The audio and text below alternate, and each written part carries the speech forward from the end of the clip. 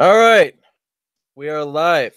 Apologies for the delay. We got some audio issues with some of us. We are live now though, now that we have those resolved. I'm going to tag a bunch of people on Facebook after I'm done with housekeeping while the other people here introduce themselves. This is the latest edition of Real News Wednesday, which is my weekly Wednesday news stream for 3 hours from 6 to 9 p.m. Eastern Time. If you decide that you want to come on and shoot the shit about news for like an hour or two, maybe 3, let me know. Looks like we just lost 2 people for some reason. I don't know. Whatever. Then let me know, and we'll get that going. Some housekeeping before we get started. First off, Twitter is now actively suppressing my content, and I don't know why that is, but like I assume it has something to do with the fact that I just connected a bunch of people. Let me. Okay, yeah, she's back. Cool. I did not kick you, Claire, because I see your message on Facebook. Sometimes that happens for some reason, and I'm not exactly sure why people get removed occasionally, but I'm certainly not the one who did that. If that's what you're wondering about, No, I think it's I was just probably a curious. glitch or something. I wanted to make sure that my sound was still okay. Yeah, no, you're fine. Plus, if it was your sound that was an issue, like if you weren't quiet enough when you weren't talking or whatever, then I have controls over here and I could just mute. So that's not a problem. But either way, to get to the rest of the housekeeping, Twitter is actively suppressing my content. Facebook is actively suppressing my content. It seems like something I could claim as targeted if I just wanted to be a sensationalist, but I don't. I wanna make only claims that I can have some stable, solid backing for. But at the same time, I'm being suppressed, and I would definitely appreciate anybody sharing this on their personal channels. So do that. If you do, tag me and let me know so that I can make sure to get your post boosted. So Claire, you will definitely be able to talk about suppression after a short bit. We'll actually start the stream off with that just while people get in. But to get the rest of the housekeeping out of the way, we've got this is sponsored by Liberty mugs that you can use to annoy your coworkers with the truth. Brave browser and ad resistant tracker resistant browsing experience that pays creators directly so that they don't have to cuck out to a third party in order to get their content out there. You can download that for free with the referral link in the description. It's also brought to you by CryptoTab and Cash, which are both things that you can use to get and trade crypto. At least Cash is. I don't know. I phrased that badly. The Cash App is a Bitcoin wallet and a dollar wallet, and you can also use it to send money to other people around the world. It's sort of like a PayPal alternative. You just send it to their cash tag, and you can send whatever you want. You can also get paid for things like on the spot. You can just have somebody enter their information. Additionally, the crypto tab is a tab that you can have open in your browser or running in the background to use spare CPU power to mine Bitcoin. So consider getting any of these things, and there's also more ways to support me in the bottom link in the description. And with all that housekeeping out of the way, which I'll be doing that more in these streams because some people come in midway, so they might not hear the ads initially, and I need to get supported. Because I'm starting to be suppressed by pretty much every platform I'm on. So that would be a good time to start with everybody's introductions. So just in no particular order, let people know where they can find you and what you do. Shoot. Okay. I want to say first though that like Twitter has actually admitted that they do shadow ban occasionally. And it's happened to me before too. And Facebook does the same stupid crap, right? Where especially if you say stuff that they disagree with. It's been happening to a lot of people lately. I just want to let people know that. But yeah, my name's Chairview. It's Chairview on Twitter and Chairview on my YouTube. I'm a Canadian that covers, I don't know, politics, current events, that type of thing. And I also do movie review stuff like that when I get bored and decide to. But yeah, feel free to check me out. I also help run a debate show every Friday night. We also have a discussion every Wednesday night, and just look up Academy Debates on YouTube, and that's where you can find us. So yeah, that's it.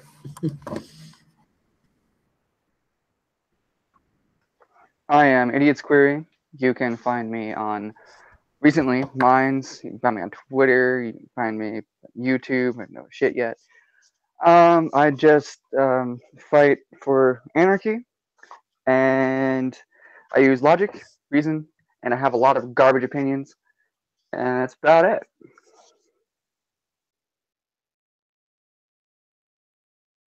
Me?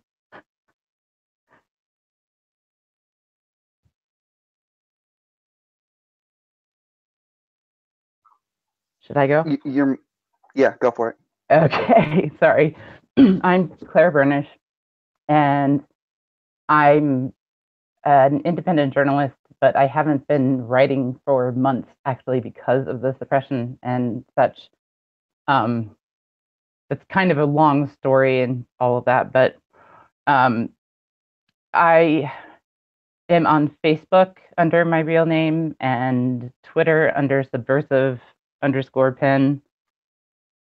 And I am an anarchist at heart and an idealist, but I'm also a pragmatist, and some of my views have recently changed. So I'm working on becoming more useful to the people versus the state, I'd say. Yeah, it's nice. It's nice that Google kicks out the creator of his own live stream in the middle of the stream. That's lovely, Google. That's fucking major suppression right there, man. If you fucking think about it, he's getting suppressed by all the platforms. Now Google's in on that shit. That's fucked, guys. Well, Google does that This on my streams too, where people get kicked randomly, or But it Google is the overlord of all of these things if you think about it, because Google has the connections to the CIA, the media, and all of these other. I mean, Google is kind of the granddaddy. So if you start getting suppressed on the other levels, you're inevitably going to get suppressed by Google as well. I know, but there's been so many chat errors that people told me that like, are you censoring me in the chat? Blah blah blah. And I'm like, no, it's Google being stupid. So we got about. Yeah, I mean, I was just booted out, so. Yeah, about 8 minutes for him to come back, hopefully. So. I hate that crap. That's okay. Well, does anyone have any news stories they can bring up right now? Well, from other than right now, I think the main thing that's going around is everyone's talking about the whole separation of immigrant children and that whole bit. And Trump just signed an order that says that they're not going to be separated anymore, but he still says they're still going to have their zero tolerance policy. So they're going to be held in detention together, the families, I guess. Okay. Gotcha. Yeah, that's right. Because he was talking about how people getting really upset that parents are being separated from their children. Well, the whole thing is, like, government has always done that anyway. Yeah. And government will continue to do that. It doesn't matter if it's illegal immigrants or not. Government's still going to separate children from their families. It goes to war all the way to CPS. Anything the government's involved in, you're going to have families being broken apart. Mm-hmm. But this is just another ploy, I would say, like a good marketing for president, you know. Well, do you know that child protection in Canada isn't even run by the government? Hey, I don't know what the fuck that was, but apologies, everyone. Now you're roboting too. So anyway, I hope you all had a good had introductions done. I wasn't able to watch that. So what are we talking now? Fucking Okay. off the rails already. Well, you're roboting really bad. I don't know. Am I still roboting? Yeah, pretty hardcore. That's fucking weird. Hold on. Yep. No, it's not really off the rails. It's kind of related, but yeah. there's certain stuff that you would think would be government funded, but it's really not, and like it's funded by the government, but not run by the government. Okay, so a funding is in order for a business like the government to fund something, right? They have to have pre-met conditions. And Yeah. in order for those conditions to be met, the company has to do what the government wants to, and because the government technically says it owns every business out there, there is no real private businesses, right? Essentially, They which get is why their people funding. get away with their civil rights shit. Okay, They get their funding at the end of the year from the government. They also get people donating and stuff, but they get funding at the end of the year from the government based on how many open cases there are. So, in other words, how many children they took away from their families, they get more money. So, yeah, exactly. So essentially, they're still working for the government. They want to separate the government. So like having like, oh, they're not, it's not government ran. It's still government ran because they have precedent and use to have these legal terms and how they get the children separated from their families. Yeah. So like in Canada, that's how it is. In America, CPS is definitely government ran. Yeah. It says in the laws and stuff that it is up to the child protection worker's discretion. Like it doesn't even give any specifics or anything. It's just so vague. Yeah, that they can do it all boils down to subjective reasoning, and if they're able to justify it well enough in their reports, child's gone, family separated, everything like that. So this whole thing of like, oh, like he's separating families from children, like that's just government in general. They're always going to do that. So if you really want to get mad at something, get mad at. Yeah, it is for sure. I'm not saying it's not. Because I was separated from my family by the government, and a whole bunch of other shit happened too. So all right, so there's more to it. Yeah. You just have to log out and log back in again. Yeah, I'm gonna do that. One moment. Okay. I meant it's complicated in the sense that you'll have people come over illegally, and they'll have a kid, and then because that kid's born in the country, they're technically considered a U.S. citizen. So I don't know how. Like, it's really difficult when it comes to that. Like, because then you get into imprisoning actual American citizens, and it's like, it's difficult. Like, I wouldn't want the job to figure out what the hell to do in this situation. It just, but they are coming over illegally, right? Well, okay. I get this thing right. Legal. I don't give a fuck about legality, right? Legality can suck my dick. I'm an anarchist, and so I can give a shit about what your legals say. I love law and everything like that. That's my shit, right? I love wordplay and all that stuff. I love the fact that it's there, but I think that we can do it for different reasons, or we can use that kind of knowledge and play for things better than legals.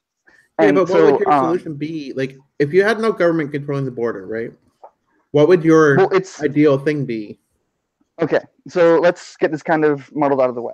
Borders are limits upon a property, right? Think of borders as a property limit. All right, and so the government cannot have property. Government cannot have borders because everything that the government supposedly owns has been stolen, and you cannot own a stolen good. Okay. Yeah. It's been appropriated, and you do not have ownership of that. So the government cannot have borders.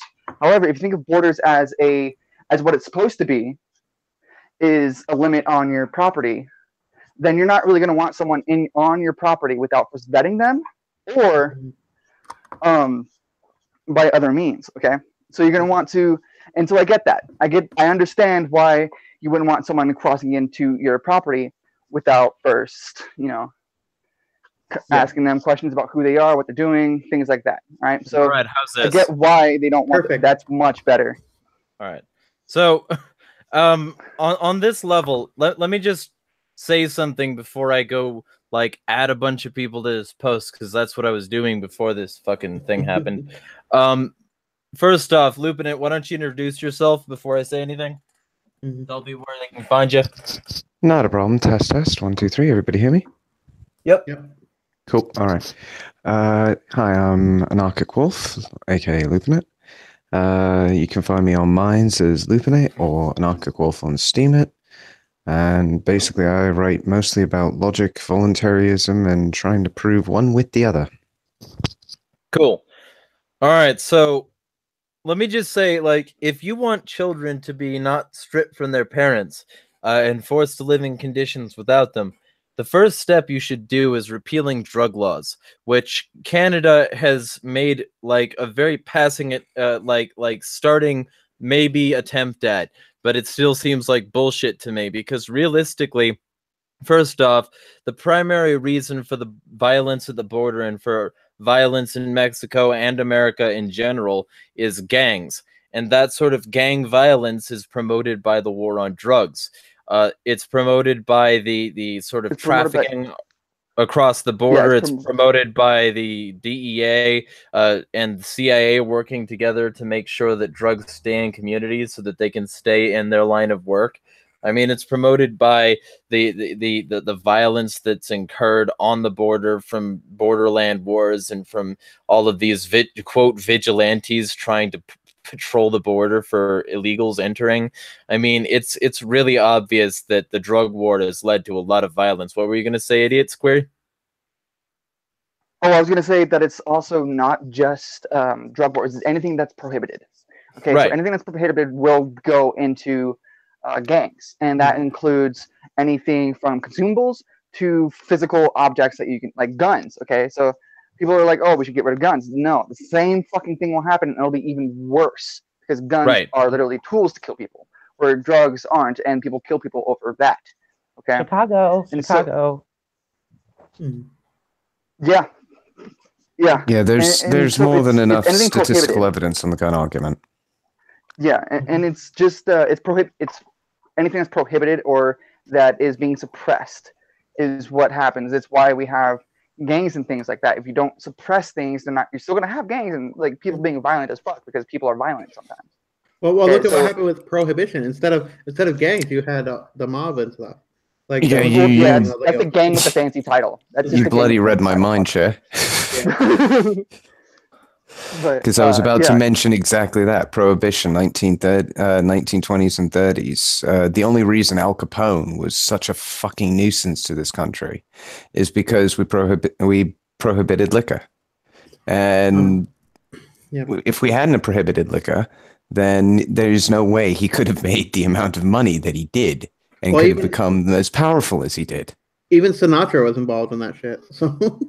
Exactly. I mean, it's not as if this was something that everybody did before, thought was fine, and then a few people got uppity and moralistic about it, and then banned everybody from having it. So people who weren't really bad drinkers then became bad drinkers because they were breaking the law.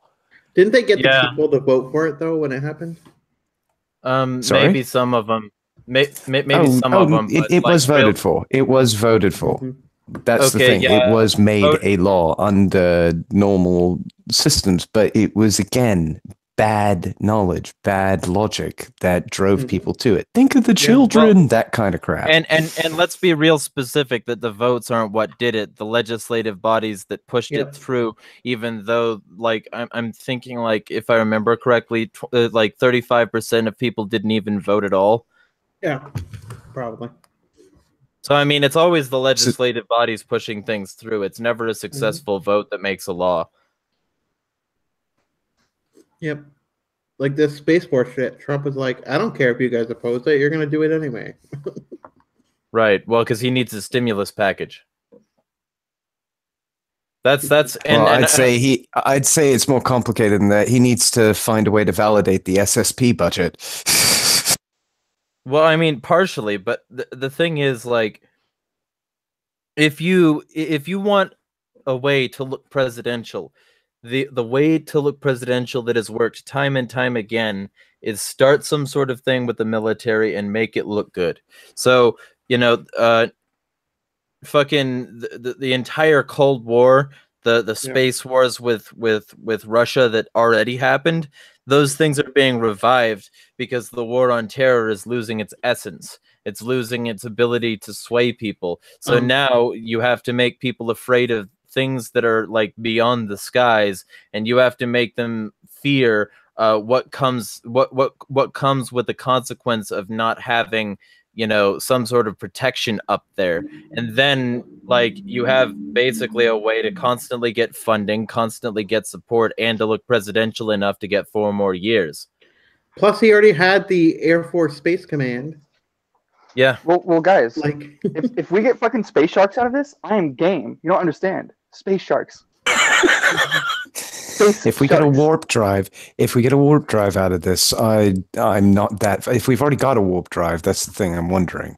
But if we get one out of this legitimately, and it goes into the private sector, yeah, I'm not that adverse to Right? that Fucking space at the sharks, moment. though. I don't care about the hyperdrive. These space sharks. That's the thing, right? It makes them look cooler by creating a whole new branch rather than just, hey, we already have a branch for that. Let's put more money into it. No, I got to make a new one. You I'm know what? sorry, just do Starship Trooper memes. It'll kill it on its ass.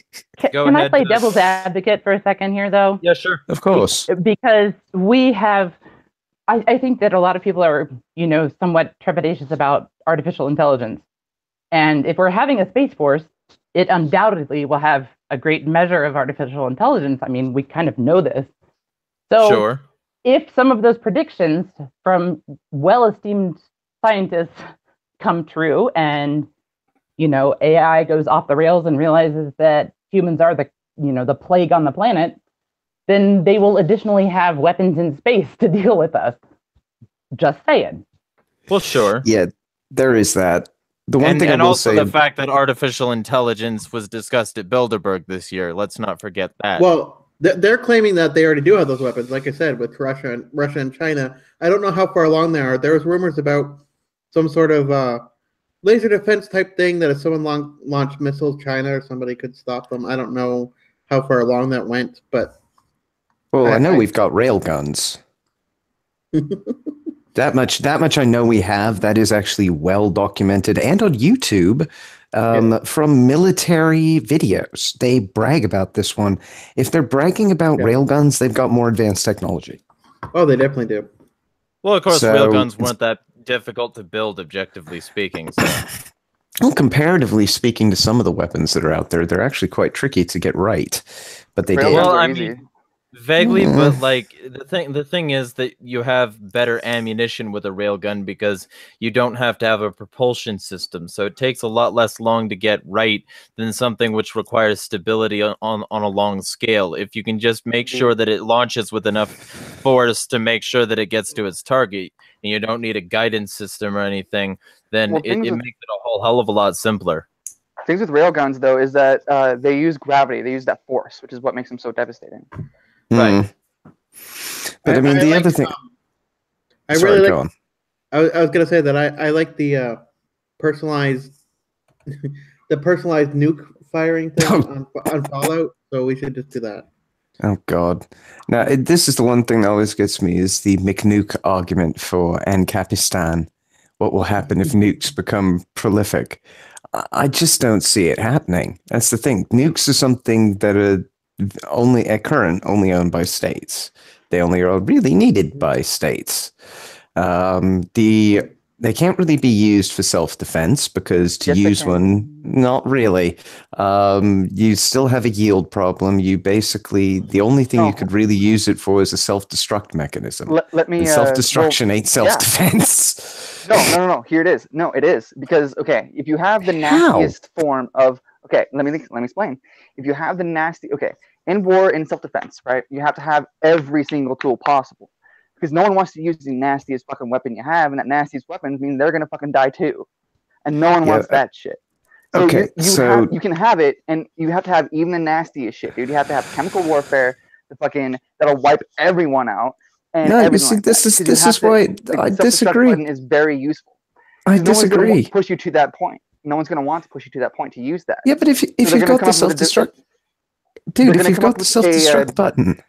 The problem is the logic of that is nobody want to fuck with you. Yeah. Wait, if you've got the bomb, push you to that point. They're going to get to a democratic standpoint before they try, or they're going to try to use words and things like that before they push you to the point of you nuking the fuck out of them. Unless they too, mutually assured destruction, will agree and say, "Fuck it, let's just nuke everything because we're not going to win this battle either." Okay, so it is still a very useful tool for self-defense. I really have to interject, please, if you don't mind. The nuclear deterrent issue was well established. We both have the worst weapons in the world, so neither one of us will fire. And that was the case for as long as nuclear weapons. There were international agreements, to kind of tone it down. And so we had the deterrent, like the Cold War, and we had it up until the nuclear posture review was switched. And when the United States changed its posture on the use of nuclear weapons and basically allowed for offensive use in the name of defense, which is always such a bullshit, sort of explanation. But since it changed its stance to be able to use it in response to, say, cyber attack and a couple of other things, which really we should not be using nukes for. Now, we might be kind of stable right now and not threatening nuclear war, but the fact that that option is there is really terrifying and does change the game. It really does. It has part of my the deterrent completely. Well, here's the thing too. They already exist, so you cannot get rid of something that already exists. Yes, but they're very expensive. If you're telling me that government, okay, here's the thing. It may be very expensive. Come on, let him finish his explanation. Okay. They can be very expensive. Okay, I get that, but because they exist and they will always exist at this point in time, someone will come up with the math to create it. A 14-year-old came up with the math to create a nuclear bomb. The FBI fucking held back his report so it couldn't get out there, so people wouldn't know how to build a fucking nuclear bomb. The math is out there. People can build it. It may be expensive, and in Ancapistan, people will come together and they will either A, want to build it for the deterrent themselves, or B, will want to build it so they can make a deterrent for nuclear explosions. Okay, so you're always going to have nuclear things. And so to say that, they wouldn't be viable in Ancapistan, they would totally be viable in Ancapistan because they will always exist. And because they will always exist, you have to have the ability to combat them. And to have them too, yes, it changes the whole game. They can be dismantled, but someone will always build it. Here I was talking and I was muted. Yeah. I'm not saying someone won't build it, but the point is I don't see the argument for it being a tool of self-defense. Self-destruction destroys you. Therefore, you cannot say you're defending yourself with it. You can say you're destroying yourself with it and everything around you, but that's still an act of aggression upon your neighbor. Yeah, of course. It's still an act of aggression upon people around you. Argument, but you can really make a physical argument. I'm not saying there's a physical argument to deny nukes' existence. There's an economic argument. What I'm saying is that you could make a philosophical argument that could be self-defense, but you couldn't make a physical argument. The philosophical argument would be that would be like, I'm not giving up that last inch. But I think that's a pretty dumb argument myself because I don't like nukes and because they're the bane of my existence. Well, yes. Okay. I understand that nukes will cause a lot of extra damage, but the fact that we're capable of causing so much casualty with it is what makes them so terrifying. And no one wants that to happen. I know, but mate, that's part of the problem. If you've got a self-destruct button that allows you to just go boop and destroy your entire community. Say you're living in an urban area. You got that button, nobody's going to fuck with you. That's true. And you're basically creating a mini tyranny. Well, look, I don't mean when people die, but just like if you look at nuclear explosions in general, they're beautiful in a sense. Well, somebody did make the argument of sporting nukes, which just made me laugh massively. Yeah, here's the difference. Here's the difference with that. Okay, you can use it nefariously or not. All right, with any weapon, you can use it nefariously or not at the same time. Okay, and like the destruction of that weapon does come into effect for sure. I'm not debating that fact, and I am not debating the fact that nukes are one of the worst weapons to have. I am classified as a nasty weapon. I'm saying that you need every single weapon possible, and because they are a thing, you still have to have that as a deterrent or something better to deter it. Now, if you can wipe out nukes, I think there's something better. I think there's something better. It's basically if you've got it, I've got a contract clause that I think is better, which is basically if you have a nuke, or you work with, or you associate with people who have nukes, or provide nukes to people. Then if you sign this contract within 48 hours, if you have not terminated all communication, contracts, and agreements with those individuals, you will be fined 95,000 BTC per hour per day. So, dude, and you will be liable for that amount. You're going to fine somebody with a nuke. If they sign the contract voluntarily for my services, yes, I am. Okay, that's not going to work out very well if they have a fucking nuke, dude. Okay, in strategy, Then they have to get rid of the nuke if they want my shit. We already have worse, yes, they though, would, okay. but they would trade off for someone else. Okay, here's the thing. That's why there's trade. Okay, that's okay. Yeah, but if Like I said, everybody if you has press that something, there's clause, gonna if be a trade for everybody someone has a else. clause like that, mate, if Not people everyone don't will like have that nukes that clause. much, yeah, okay, somebody may have worse. That's the point. Yes. If you don't know the risks of owning that weapon, and that weapon can cause massive amounts of damage just by being on your property unshielded.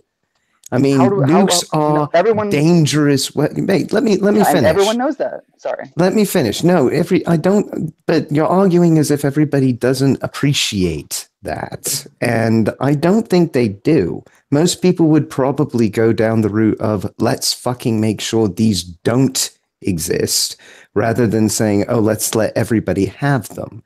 And the only way to do that in a free market is with contracts. The only way to do that is to bind people to it voluntarily. Yeah, but okay, but here's my the thing. if No you're one's a going to criminal- voluntarily give up their weapon, dude. Like if they want, If they that weapon, don't if they have the it, they most will. Powerful weapon. If they don't They have have the it, most- they will. Why would you work with anybody that has the most powerful weapon on earth if they can use it on you? You don't know who they are. You don't They know. can also. That's the thing. They can also using that weapon. Also, we know it as a self-destruct button, right? Because they can Yes, use it but on me. not they were not gonna wanna use necessarily. it on That's themselves the as well. point. Not necessarily. If they've got the nuke, they can modify it. They can make it an offensive weapon. There's nothing that stops them from turning one of their automated turret rockets into a nuke if they've got the nuke. This is the point. You can't just assume that because they're saying they're going to build a self-destruct device. That's all they'll do with here, which is funny. Okay, so the new stupid Fallout game that they announced is multiplayer. Okay, this is an interesting premise. It's related. Okay, they have apparently one of the main parts in the game is that for higher levels, once you've like done everything you can in the game, the goal becomes you work with your team or whatever.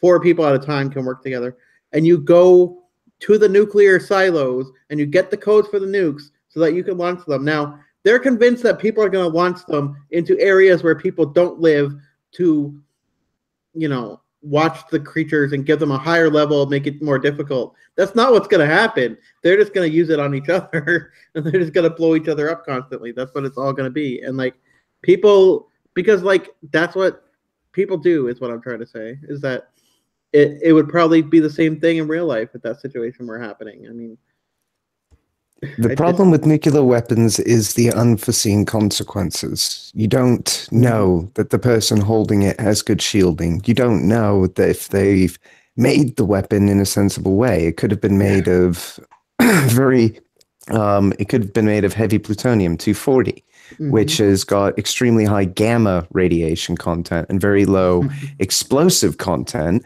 So what it basically turns into is a dirty bomb.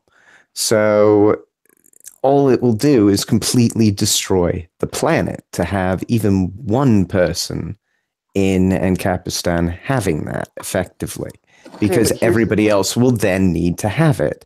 And if everybody has to have a nuclear weapon, you are guaranteeing fallout. Dude, if you want to live Fallout the game, that is the way to do it. No, here's the thing. Okay, with strategy, you have to. All right, this is a part of strategy. You have to match the worst thing that's out there. Yeah, the worst thing that's out there is not nukes. The worst thing out there is a neutron bomb. Exactly. It kills humans, but leaves animals and everything else standing. I would also argue that vegetation. That something else that they're working on. I don't know how far they've gotten, but genetically targeted bombs. Oh yeah, that's a new one. I forgot about that. Virus targeting bombs, basically, where they bomb an area that just kills a certain genetic phenotype. Yep. So this kind of shit is not necessary for self-defense. So it is only necessary for offense. I would only say it's necessary now because they exist. I don't necessarily mind this discussion, but I would say that maybe a McNuke's shit shooting Sunday should happen someday, because we are getting a little bit far from the news. Yeah, so very let's true. discuss. What have we covered, by the way? Well, let's discuss legalization versus decriminalization versus smash the state. Let's like make the best advocacy for any of them, because basically Canada seems to have just legalized marijuana. And I think that that's a bullshit move, but I'm, an asshole and I can't just enjoy things. So, what's everybody's take? Hold on, guys. Let's start with Claire, because she hasn't had much chance to speak here, or like much willingness to discuss nukes or whatever. No, I wanted to jump in, but I was afraid to interrupt. I actually had one thing I wanted to say about that. And all right, well, let's devote 5 more minutes to that, and then at what would that be? 7 Eastern, we'll start on the marijuana issue. I have spoken to on nuclear in particular.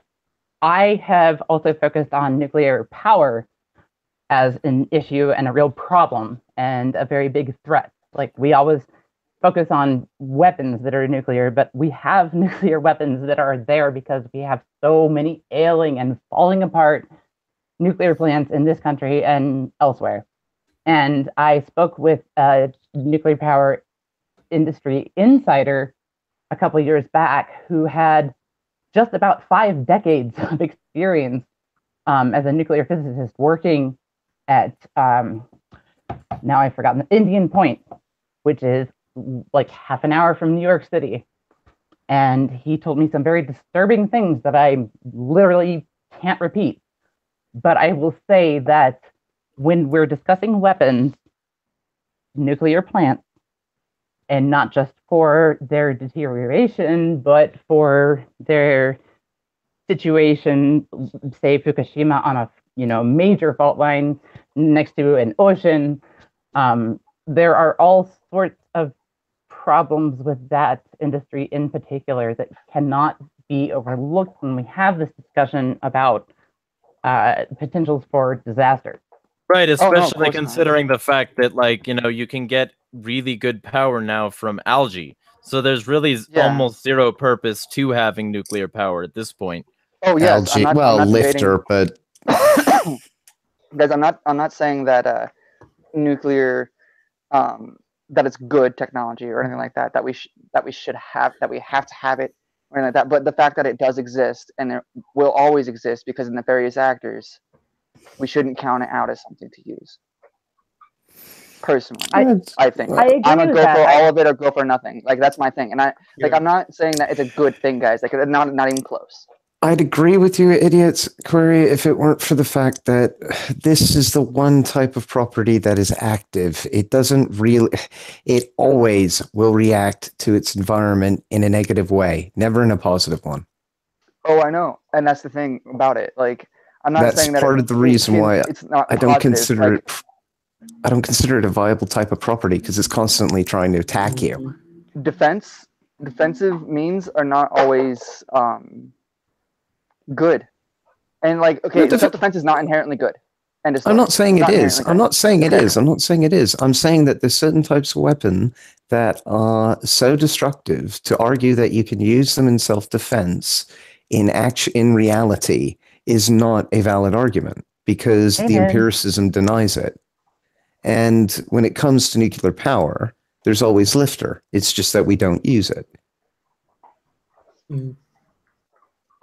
All right, yeah, I'll have to think on that more. Me and you should have a debate on this on Minds if you want. Like, this way. Fair enough. Yeah, that's fair enough. If you can find a decently going big nukes thread, I'll be happy to jump in. It'll be mine. I'll create it, motherfucker. Oh God. Brilliant. Let's do it, dude. All right. Anyway, let's talk about legalization, right? Legalization and decriminalization versus break the state. I could just actually host a debate if y'all have a free Friday sometime soon. Yeah, I'm down with that. Yeah, why not? You down with that? I would like to too, if I could. You would like to? Awesome. Sorry, I didn't hear what you said, Claire. I want to join too, if I could. Yeah, definitely. Which side are you on?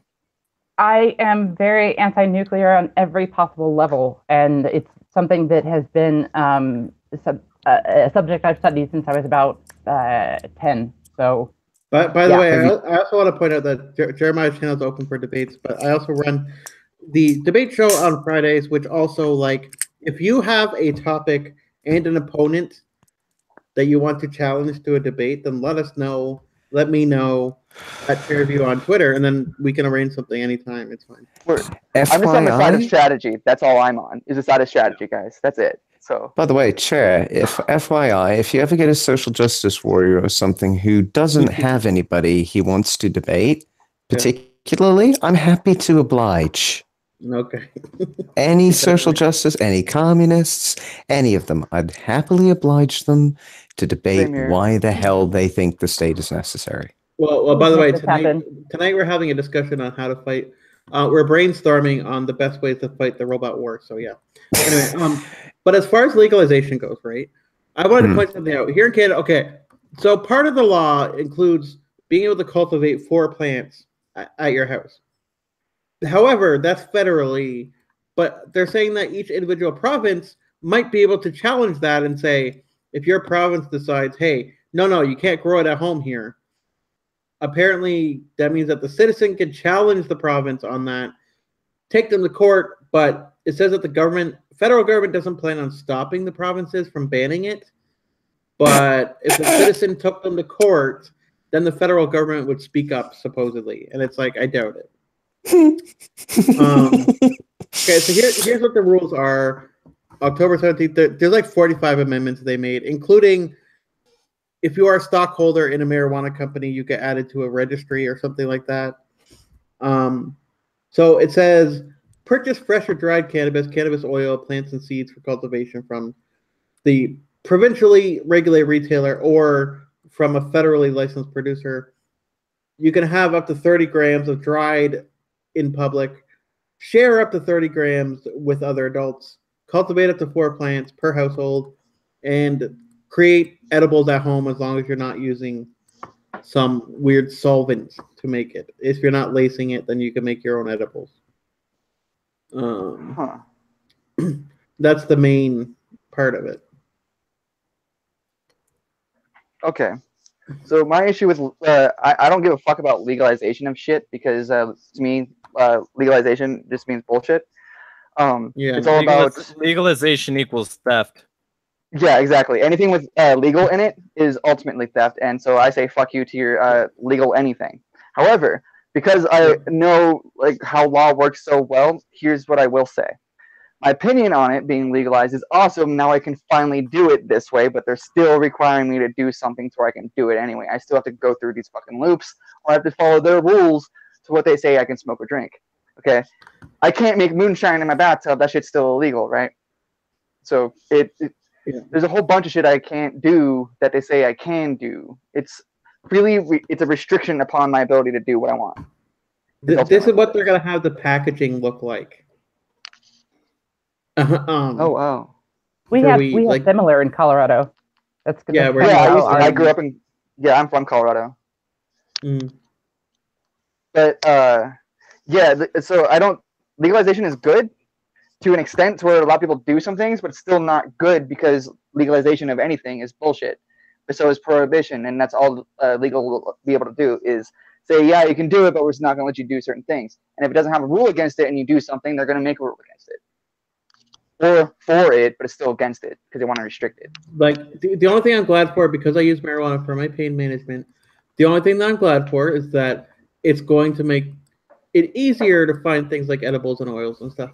Because right now, like, I'm buying from a government source, but to buy on the street, I don't really know anybody at this moment that sells on the street. So it's like, I don't know. I like the fact that it makes it easier for sure. I agree with that. Like, I use marijuana. Like, I used to just smoke it because I liked it. It calmed me down because I was an angry, pissed off kid all the time. But now I use it for my diagnosis and shit that I got after my brain decided to broke and I had like 5 psychotic breaks and shit. So, but yeah, like I totally get the awesomeness of being able to get it a lot easier for sure. Here's what the problem with the tax. We're looking at 11.50 Canadian per gram around there, which is like $8.65 in American right now per gram. That's about what it is in Colorado right now, or at least in my area. That's the price range we're looking at when they do it. But it's still like, it's still going to be like $1 in tax or something for every $10, something like that. Our tax is like a little bit over 22%. It's kind of insane. crazy. But I do want to Can I say something on the legalization? Yeah, go for it. I actually moved to Colorado because I have been having serious health problems and like for a while now. And so I don't want to make you uncomfortable, but do you think, just so that people know, you could tell them anything about them? Well, okay, digestive things, some female things, and also PTSD and depression, some psychological stuff. There was a bunch of reasons why I wanted to be here, but I could have, of course, turned to the black market in other places, but I didn't know anybody, and I have never been good at that. I can't maneuver it, and I have to say that when you're looking at people who, I'm 44, and when you're looking at people who are older, even older than me, who are turning to cannabis for the first time and wanting to be able to, see what it's all about and see if it can help them, legalization or even decriminalization are absolutely inextricably important to them as we have our current state. Especially in terms of stigma removal. Stigma removal, but I think primarily because it removes the risk of being thrown in a cage for trying to treat a health issue. I can't imagine, like, people take week-long breaks and everything with cannabis to try to lower their tolerance. I can't imagine going for more than 24 hours without it. Like, it's like, here's how dumb I am. Like, I'm always so paranoid that I'll go on the black market to try and procure some weed to help with my pain, and then I'll end up buying from an undercover cop. Oh no, I smoke for the same reasons. I have PTSD and all that good shit too, right? So I get the pain for sure, but I'm not disagreeing that legalization is awesome for like what it is, but I just don't like the legalization of it in general. Like, I think that there are two different discussions. There are two different topics here. There's the topic of where we are realistically and in actuality under a state that is this oppressive and this willing to kill people over this plant. On they'll still kill you over it. So they'll still kill you over it easy. Like, so when we're talking about, can I just interject for a moment, because I look at things from a statistics perspective quite heavily. And what caught my eye with the marijuana issue, or to be fair, the whole drug war issue, because let's be honest, marijuana is just one of many drugs that are classified as illegal currently today. Their trade is heavily prohibited. They are effectively the modern day version of the alcohol prohibition. Let's be brutally honest here. And the drug war was started in the 70s under Nixon. Now, personally, I think every single marijuana was in the 30s. Well, no, the war against marijuana was a lot earlier. Yes, true. There was a lot of private warfare going on in the 30s with, oh God, what the hell was his name? No, the thing is, there was an actual propaganda campaign to make marijuana, not only the name marijuana, which is like itself stigmatized, like for a reason, but to make essentially pot the subject of, the black people and the brown people smoke it, and then they go and dance to that funny jazz music. I mean, that was an active propaganda campaign first, before even, that was when cocaine was still in medicine. Who funded that? And heroin. Well, I mean, in terms of who funded it, it was Hearst and Ford who were really. That was it, Hearst. No, Ford wasn't that adverse to weed because he was quite happy to use hemp. Yeah, but he wasn't very happy really to use hemp. He wasn't really okay with it being used recreationally. He was also an anti-Semite, so. I have to say though, okay, Reefer Madness though is freaking awesome. It's hilarious. But oh yeah, it's hilarious to watch now, knowing that it's fucking bullshit. Back in the day, it would have been like the equivalent of somebody hearing the War of the Worlds on the radio. Yeah. It was, people believed this because it was propaganda, and it was designed to make people scared of it. Yeah, just like that was the start of the war on marijuana. Egg frying in the pan. This is your brain on drugs. That was forever the scare tactic. The parents were like, "Holy shit!" Yeah. Well, nonsense. And by the way, if anybody wants to look it up, the woman who was involved in that, I can't remember her name, like Sarah something or other, Jennifer, whatever. Yeah. She actually did a sequel to it and discussed how it's being used for racism, the whole war on drugs. And she like smashed a brown egg and said that this is you if you're brown with the war on drugs. And My so favorite, I mean, my favorite was Pee Wee Herman holding up the little vial, going, "This is crack cocaine." You know, back in the day, that was my favorite commercial. I mean, I did quite. What struck me though was there was a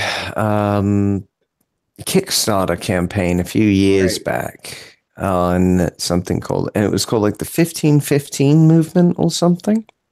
And they did a short video which really stuck with me, in which they described how Nixon put this law into place in the 70s. And in 40 years, from the point of time when it was made, because they did it on like the 40-year anniversary, they started this Kickstarter, they said that the rate of addiction, which was what the drug war was supposed to reduce, has had zero effective change. Zero. Not even within like the margins of error kind of thing. There's nothing. Not negative though? Not negative. There has been no negative effect, and we have wound up spending over the course of that 40-year period $1.5 trillion to achieve jack squat. Except a prison population. Oh yeah, no, fair enough. Jack squat positive and a shit ton of negatives, with a prison population now greater in real terms and in per capita head percentages than any other country to date in existence, which means going all the way back to Roman times, you cannot find more people in jail than you do today in America, either per head or per capita. So that's how bad this situation now is. It's and insane. not only that, but the militarized police, because now we have militarized police in virtually every department in the country, untrained to use those weapons of warfare, but ready and willing to use them against the citizens. So what does the drug war actually accomplish? The drug war accomplishes chaos in communities. It accomplishes violence in communities. It accomplishes a greater police force, a bigger state, more laws, a greater incarceration rate than is like even comprehensible. We have people trying to climb over the borders. We've created chaos all over the damn planet with this war. It's insane to me that substances are still a thing that the state wants to make illegal for the citizens, except when you look at its relationship with corporate America and the chance for profit. Because then you can look at the minerals and the substances in the other states in which we go to war and the resources we can get from them and where they go, to the drugs in America, both legal and otherwise. It's a clear chain. It's a clear cycle. It involves the people in charge, the people in power. And really all it takes to end it is for all of the people, including the people with conscience in the military and police forces, etc., to just stop. Stop showing up for this fucking war. Like, stop showing up to fight for the, this military imperialistic hegemonic bullshit. Stop showing up for these things. Stop doing your job when your job becomes completely ethically void. Yeah. As much as I'd love to agree with that, from a pragmatic approach, I know they will never do that. The only way to kill this is to kill the law. Well, no, it's the only way to end this war. Realistically speaking, the only way to win this is cultural. You have to get people, not just the troops and the cops. You have to get the average person willing to do shit for themselves, so that they stop accepting the state as essentially a conscience bearer. To like, I agree with you.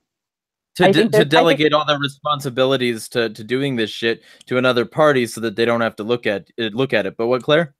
I agree with you there, but I think that there's also a responsibility of people who are able to infiltrate the system and to upend it. We're talking jury nullification, or like I need to go to school and come back because I've been so suppressed by the damn social media stuff that I don't even have a job anymore. So I'm like, I'm going to school. I'll get your stupid piece of paper. I'll do the things and make it happen. We need more people who are going to go into and use the law like, I can't remember who said it, but the language of the law is fascinating. I'm also in love with that. I think it's interesting, even though I think it should That was me. exist. I said it's beautiful because it is beautiful. It can be manipulated in our favor, and it can be done so easily. And I think the Alinsky approach. That's what I went to fucking school for. Like, it's the Alinsky approach. Has anybody read rules for? Nothing is wrong with rules for radicals. Nothing is wrong with the Alinsky approach. Okay. It is perfect. It is the best way to fight the system. Well, it's a good way. There is no best way. It's a really good way. Well, no, it's a really good way. Because it highlights the hypocrisy and it makes the people squirm under it. But here's that's why I love it. In terms of strategy, in terms of long-term war and conflict, when you have a best, they'll go for the best. You need a huge, diversified pool of tactics and a ton of people willing to work them. You need a market of assault measures, mate. That's the only way it works. But you need a market for everything. Any angle. Think about what we have right now. We have a kind of loosely associated groups of anarchists and libertarians and all these people with different political views that are kind of using agorism and anarchism, and they're kind of doing all these things at once. I'm not saying unification because I think that's bullshit, and I'm tired of people like calling for that. But I think that if more people who have the opportunity and the means and the methods to get into the system and get over the fact that they have some idealistic view of what they want, like anarcho land to look like. I mean, come on, it's not going to happen in our lifetimes, most likely, unless we look at the state, see what it is, and take its tactics and use it against it. We have to abolish it. State. That's all we have to do. Exploit it and abolish it. You have to do that. I think that the best means is on the outside and the inside. It's just wordplay. Law is literally wordplay, motherfuckers. The problem, if you can wordplay, the only problem, you're fine. It won't happen in your lifetime. Yeah, well, I accept that, and I don't care. As long it's a worthwhile goal, and it's one that we should all be pushing for. I've accepted the fact that I'm probably going to be long dead before the human race is finally accepted. We don't need rulers, but I'm hoping that there won't be a Carrington event, so my words, at least, will reach people long after we are gone. Well, and see, I'm fine with people trying to join the system and change it from within. I just don't think that's very effective. So I'm fine with it, and I've had a presidential candidate on my YouTube channel already, and I've had people in there on my YouTube channel who are active duty and veterans who are talking about these issues from a very personal perspective. But it doesn't mean that I'll necessarily do that myself. I just see it as part of an arsenal, and I think that that's one definite tool in the tool chest, and if it works, then it works. But ultimately, I plan on there using still it. needs to be still needs to be an infrastructure, like if there is a reduced state, to deal with what the state did. What were you going to say, Claire? I don't think that I think that kind of dismissiveness of what I'm talking about in infiltration of the system doesn't do justice to what I'm talking about, because the language in the law it has been left broad, basically for the benefit of the state, but that benefits the people as well, and that continues into things where there is this gray area between the state and corporations. I've spoken. Get into contract law. Go into business law. Go into business law. That will be your biggest asset for that in contracts. That's the biggest fucking thing you can look into. That's what I went in, like, okay. I've spoken to like Electronic Frontier Foundation a couple of years ago when the suppression and the censorship started in Facebook, and was discussing this kind of legal gray area. We're talking about a corporation that has 2 billion damn users, around the planet. Does that really fit the definition of a corporation anymore, or has that become something else, particularly considering that it gets the benefits of not only this state, but others? Now, it has to comply with certain laws and things like that, but this has created, not just Facebook, but Google, Amazon, a bunch of other companies have created, at least when you're looking from an activist point of view, a completely different status in the eyes of the law. And here is something that is unprecedented, that is not being challenged, because right now it meets the definition of corporate, personhood or whatever. But when I talked to EFF about this, they kind of, they would not take the case themselves, but they were willing to refer because they saw some merit in the fact that there is a gray area here. And that's the kind of thing that I'm talking about. Not just infiltrating the system and like putting your delegates in place or whatever. That's not at all what I mean. I mean, hitting it from its wallet, the pocketbook, anywhere you can get it, ding it in the law, ding it in its own mouth where it puts a law for its own benefit and say, you know what, fuck you, I'm going to use that against you. That's the kind of infiltration I mean. Legal terms are the easiest to use tool against someone else. Words are the easiest way to combat somebody. And that's you can use that in any kind of debate. Like scientifically or not, it doesn't matter. You can use words to combat anybody. And you can also use their words, their definitions, and everything like that to go against them. That goes for like just law and everything else like that. The fact that it's used in law is beautiful because that's their purpose to use it that way. But it's supposed to benefit them. And they're like, oh, we have all this. It's like, well, there's loopholes, and I'm going to exploit those, and I'm also going to use your arguments against yourself. Because all law is opinion, too, at the end of the day as well. And opinions, as we know, is complete garbage. We can take down opinion. We have to go through it with logical fact and consistency, which we do not have with law. So there is one other thing. Can we segue actually at this point? Because you brought up Facebook, Claire, and who's here is familiar with GDPR? I've heard the acronym, and I think I looked into it a few points, but I don't remember what that one. Okay, so the act that made everybody update their privacy policy, right? Yep, that's the bad boy. So Europe brought this to the internet, and they're trying to bring something else to the internet now. You may have seen it if you watch any YouTube channels like Computing Forever or anything like that. But basically, Europe has created a little bit of a law called Article, I think, 19 or 13. I'm trying to remember which. Hang on. I think it's 13. 13. It's 13. It's 13. Okay. So, yeah, the Article 13 vote, the initial vote, kicked off today and passed. And what this thing basically is a copyright law that makes it illegal to do anything under fair use licenses today. So memes are illegal in Europe. Now, bear with me. This is not law yet. Okay, I need to make that clear. This is not actually law yet. It just passed the first stage.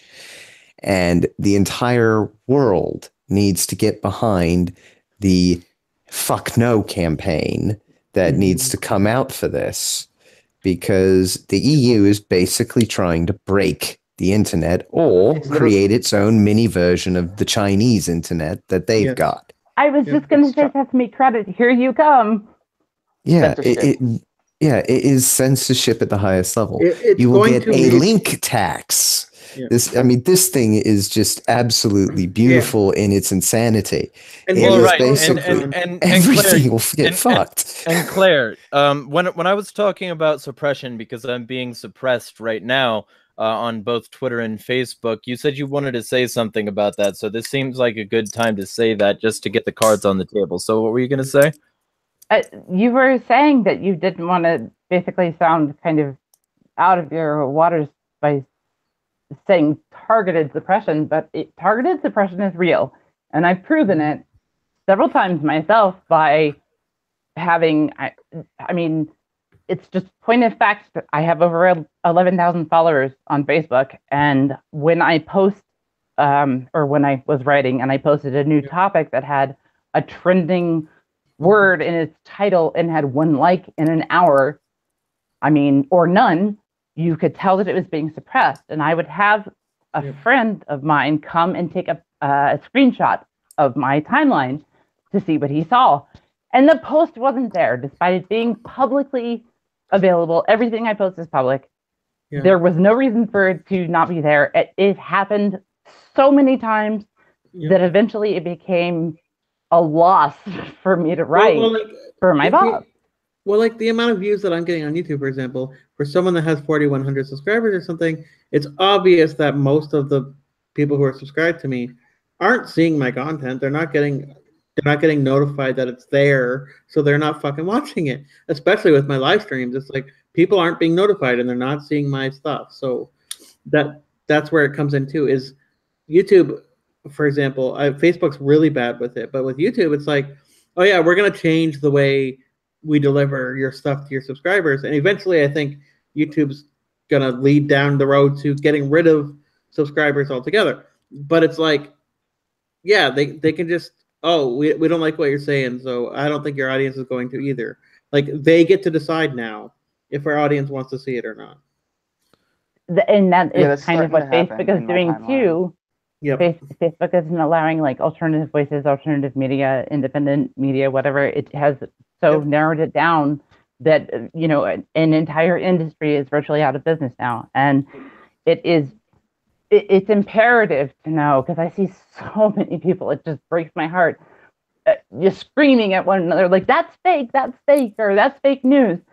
There is proven documentation that the literal term fake news is a propaganda campaign designed to quash dissent. Like, that is its purpose.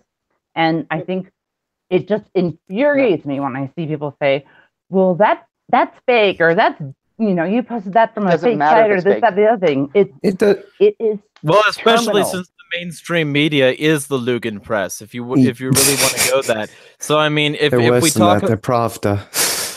if we want to go on that sort of road, Fox News, MSNBC, CNN, Al Jazeera, Russia Today, even, which used to have a whole lot of good alternative content. All of these places, what is it? The Sun has its own channel, Channel 4, BBC, all of these major institutions. They're the real Lugan Press, because what we're talking about is like an institutional set of people who are all designed to convey exactly what the establishment who funds them says to say.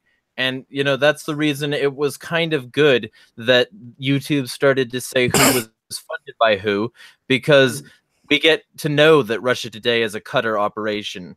Or sorry, Russia Today is a Russian operation. We get to know that Al Jazeera is a Qatar operation, and we get to know that AJ Plus is a faction of Al Jazeera, and we get to start seeing these things on a much more direct level, and I think that's very positive. Want to hear a conspiracy? Go ahead. Well, I mean, Ready, guys? Ready? as long as it's sourced, though. I don't know if this will be sourced or not, but it's just the idea. It came from my critical thought. I don't know if you think my critical thought's good enough or not, but here's my conspiracy theory. You can take it or leave it.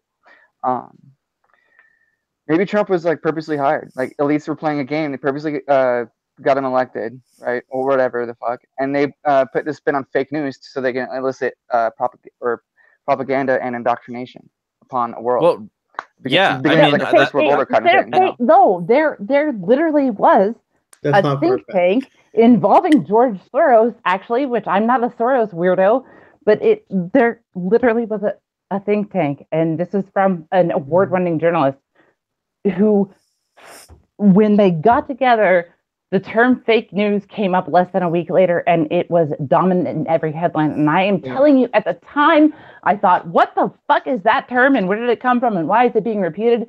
And she thought the same thing, and she looked into it and traced the funding, and there is a TED Talk, and I read a very important piece on this. So are you telling me that I just came to the same fucking conclusion just thinking about it for like 10 seconds? Guys, I'm off. Yes, I mean, that's what I'm saying, though. Like, when it started to happen, it was obvious, but nobody made any big deal of it. And so it came to pass, and now everybody says fake news, but they don't remember the fact that it's... And of course, I don't mean to like fucking blast my ass here, but like, I've been saying that Trump is a plant for a really, really long time now. Since before he was president, I've been saying that he was a plant and that he was designed to run essentially a reality show to keep the people's focus on one thing or another, but not the grand elite plan. Do you think it's that all Trump theater? So do you think that Trump versus CNN thing is all planned too? That it was all? Oh, absolutely. What?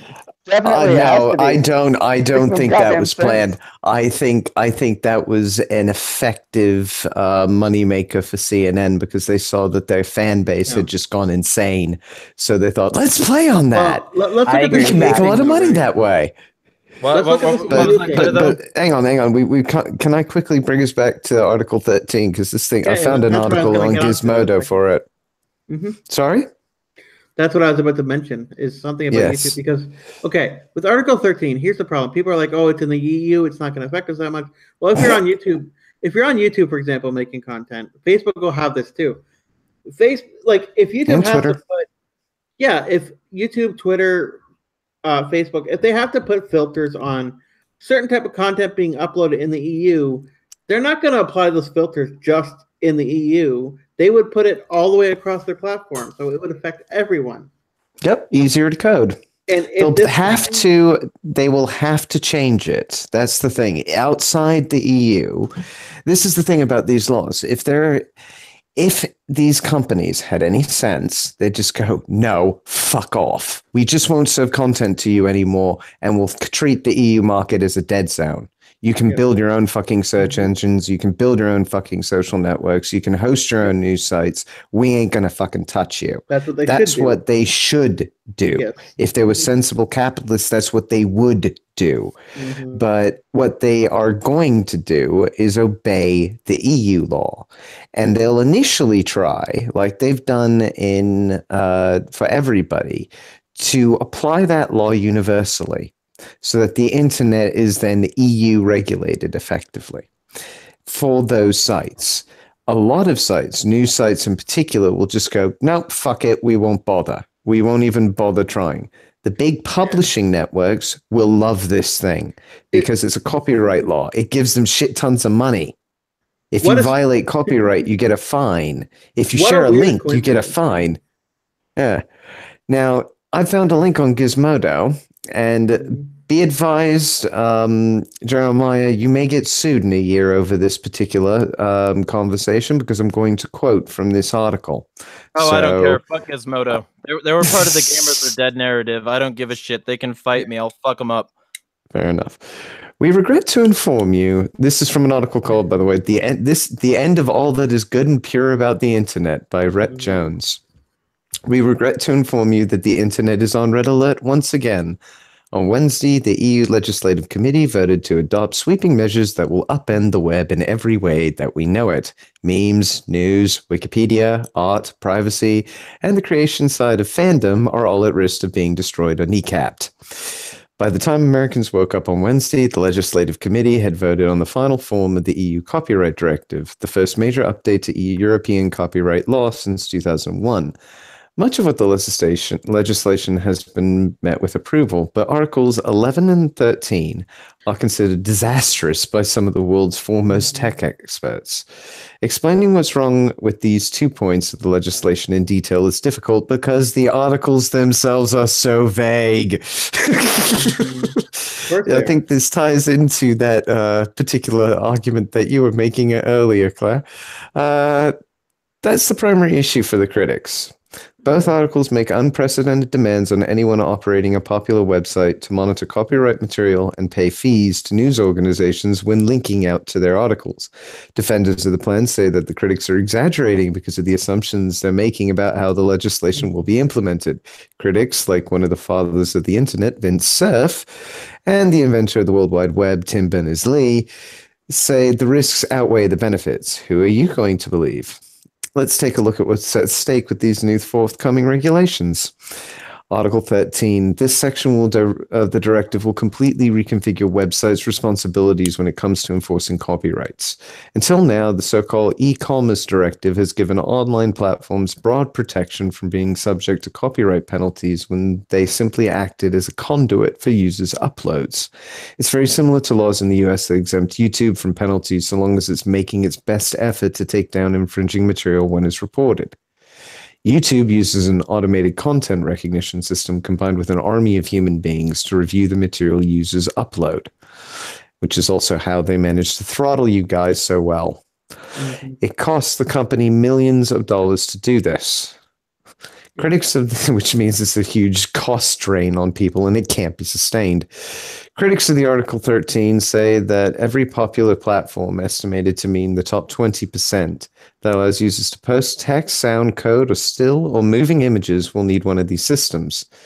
Last week, 70 of the most influential people in the field of technology signed a letter opposing Article 13.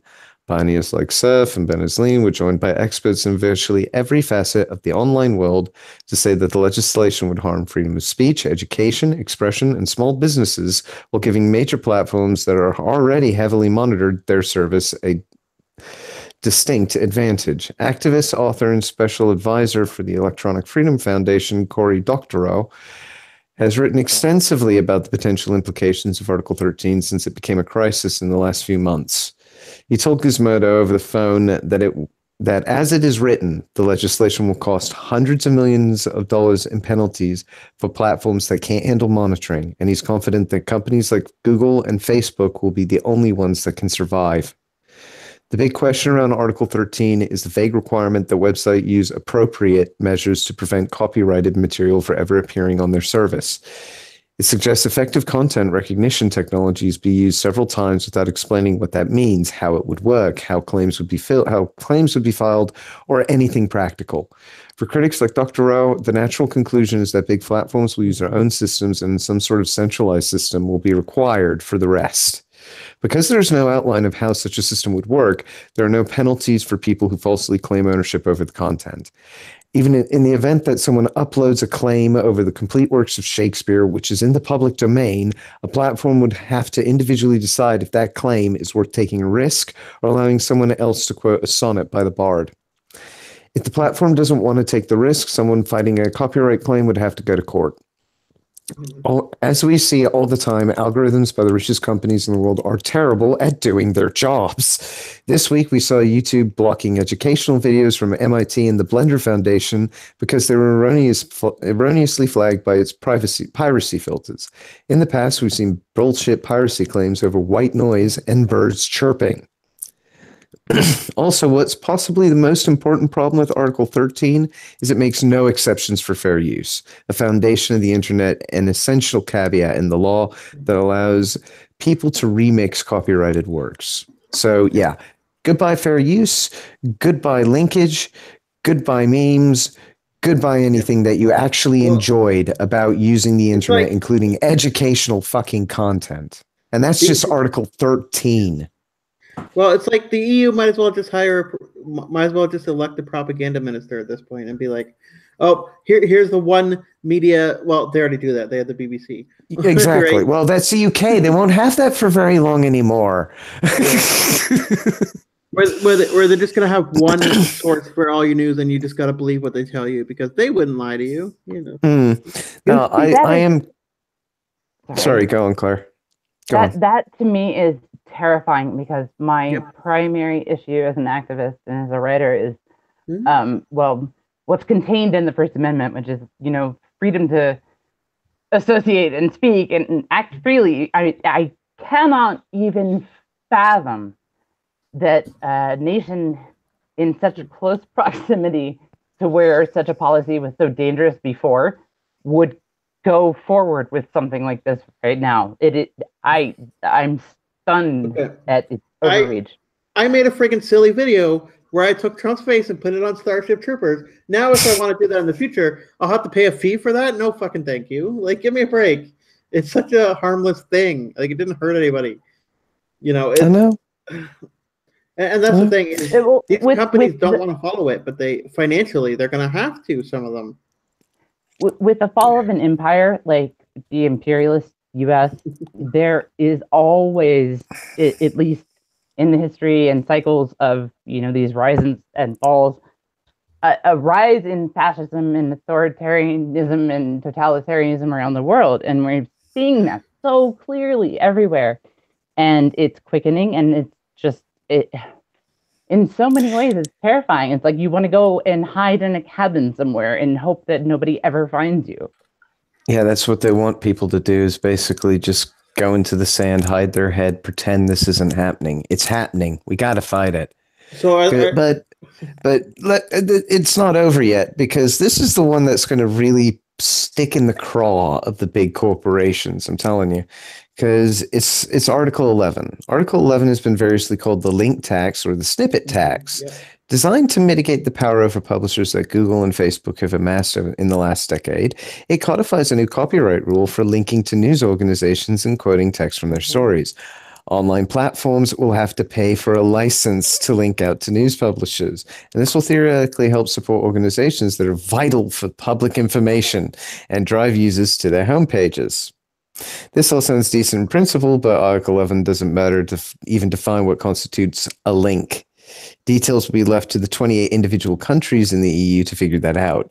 That opens the door for political abuse on how news is spread in each country and will likely have the opposite of its intended effect.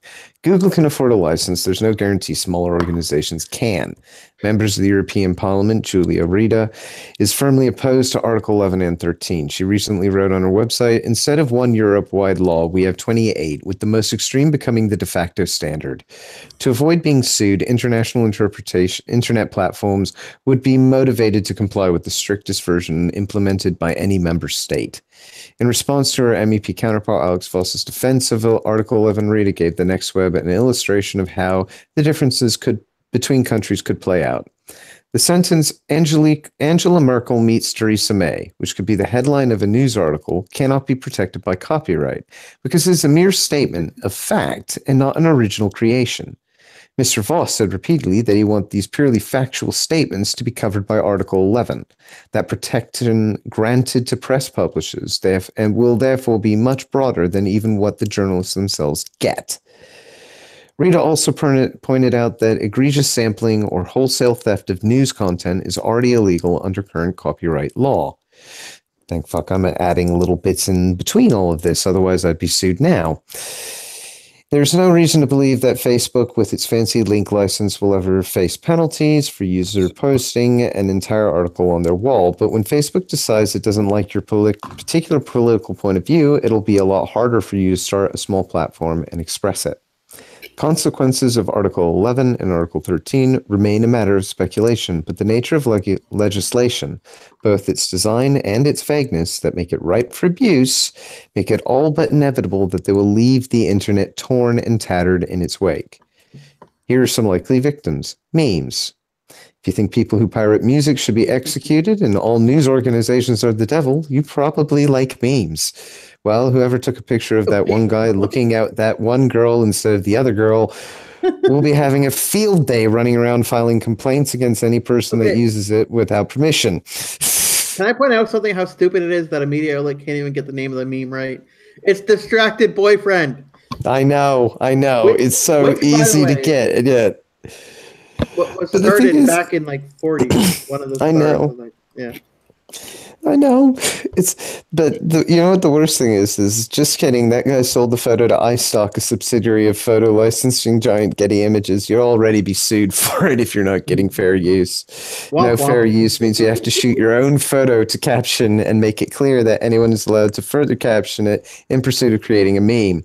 But so in other words, if you want to make a meme and make it viral and make it free, you have to put it under public license, basically. You have to make it public domain.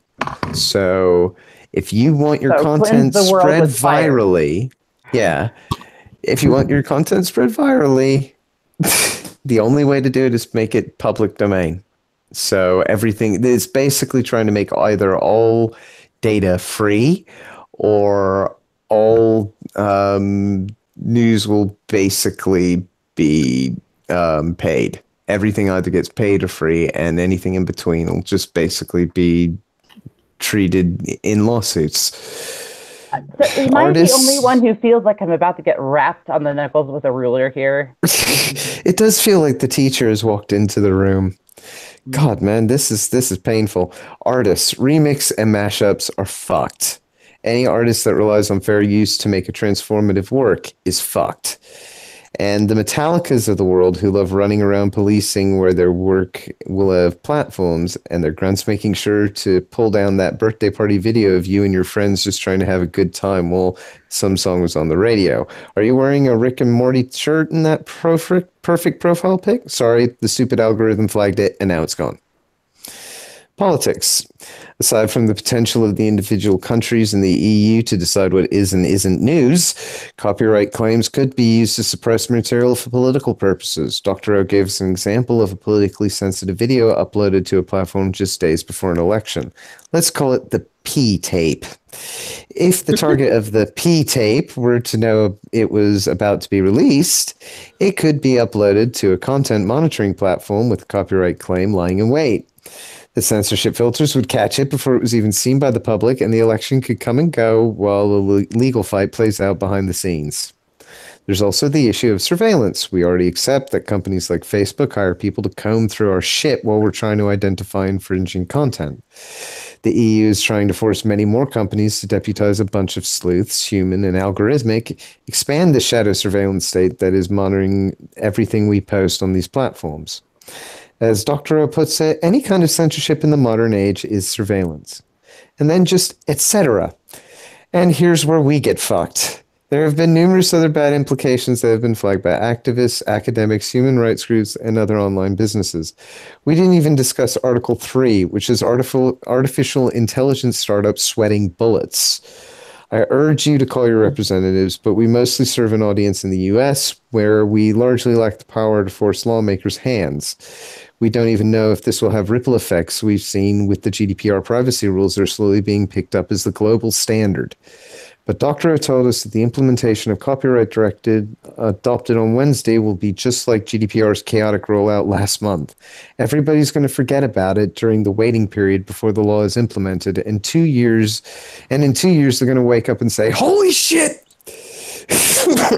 So yeah, this is basically It's always fucked up beyond all recognition. It's always incremental, by the way. Just let me get that out there. Every one of these laws, it always creeps in. And even if this gets repealed, there will have been like 30 or 40 laws in Great Britain that will have stuck around because people were paying attention to this. So even if this is not going to happen, it still serves the elites. It's funny how statism works like that. Well, the main problem, Jeremiah, is the fact that these companies are too big in every single country to avoid having to apply it to every single country. Right. People think this is going to just be applied to Europe. They are grossly mistaken. And if they think that Facebook isn't going to sit by and basically take the time to do it properly, to code Europe out of their network effectively, there ain't no way on earth. I'm sorry, there's no way on earth they're going to think that through. Well, I know how this stuff happens. Let me cut in here. Carr, introduce yourself and let people know where you can find you and what you're involved in. Oh, thanks, man. Carr Campit. You can find me on Twitter and Minds and whatever, and co-host Friends Against Government podcast. I'll just be lurking for a little bit so I catch up. But yeah, good to be here. Hey, Carr. Hey, guys. Have you checked out Article 13? No, I haven't personally. No. I honestly, I think this is the only way to meme this effectively is a hold my beer situation, except it's Europe about 2 years ago when they were deciding GDPR should be law, and Europe now. And I am so glad the UK is leaving. I am so fucking glad we've left this bloody mess of nonsense, or at least are working on a deal. Have you though? Because I mean, I don't see the referendum. Article 50. Yet. Article 50. That's the thing. Hold on. Think about this. Sorry. Article 50 in the European regs. 1 sec, mate.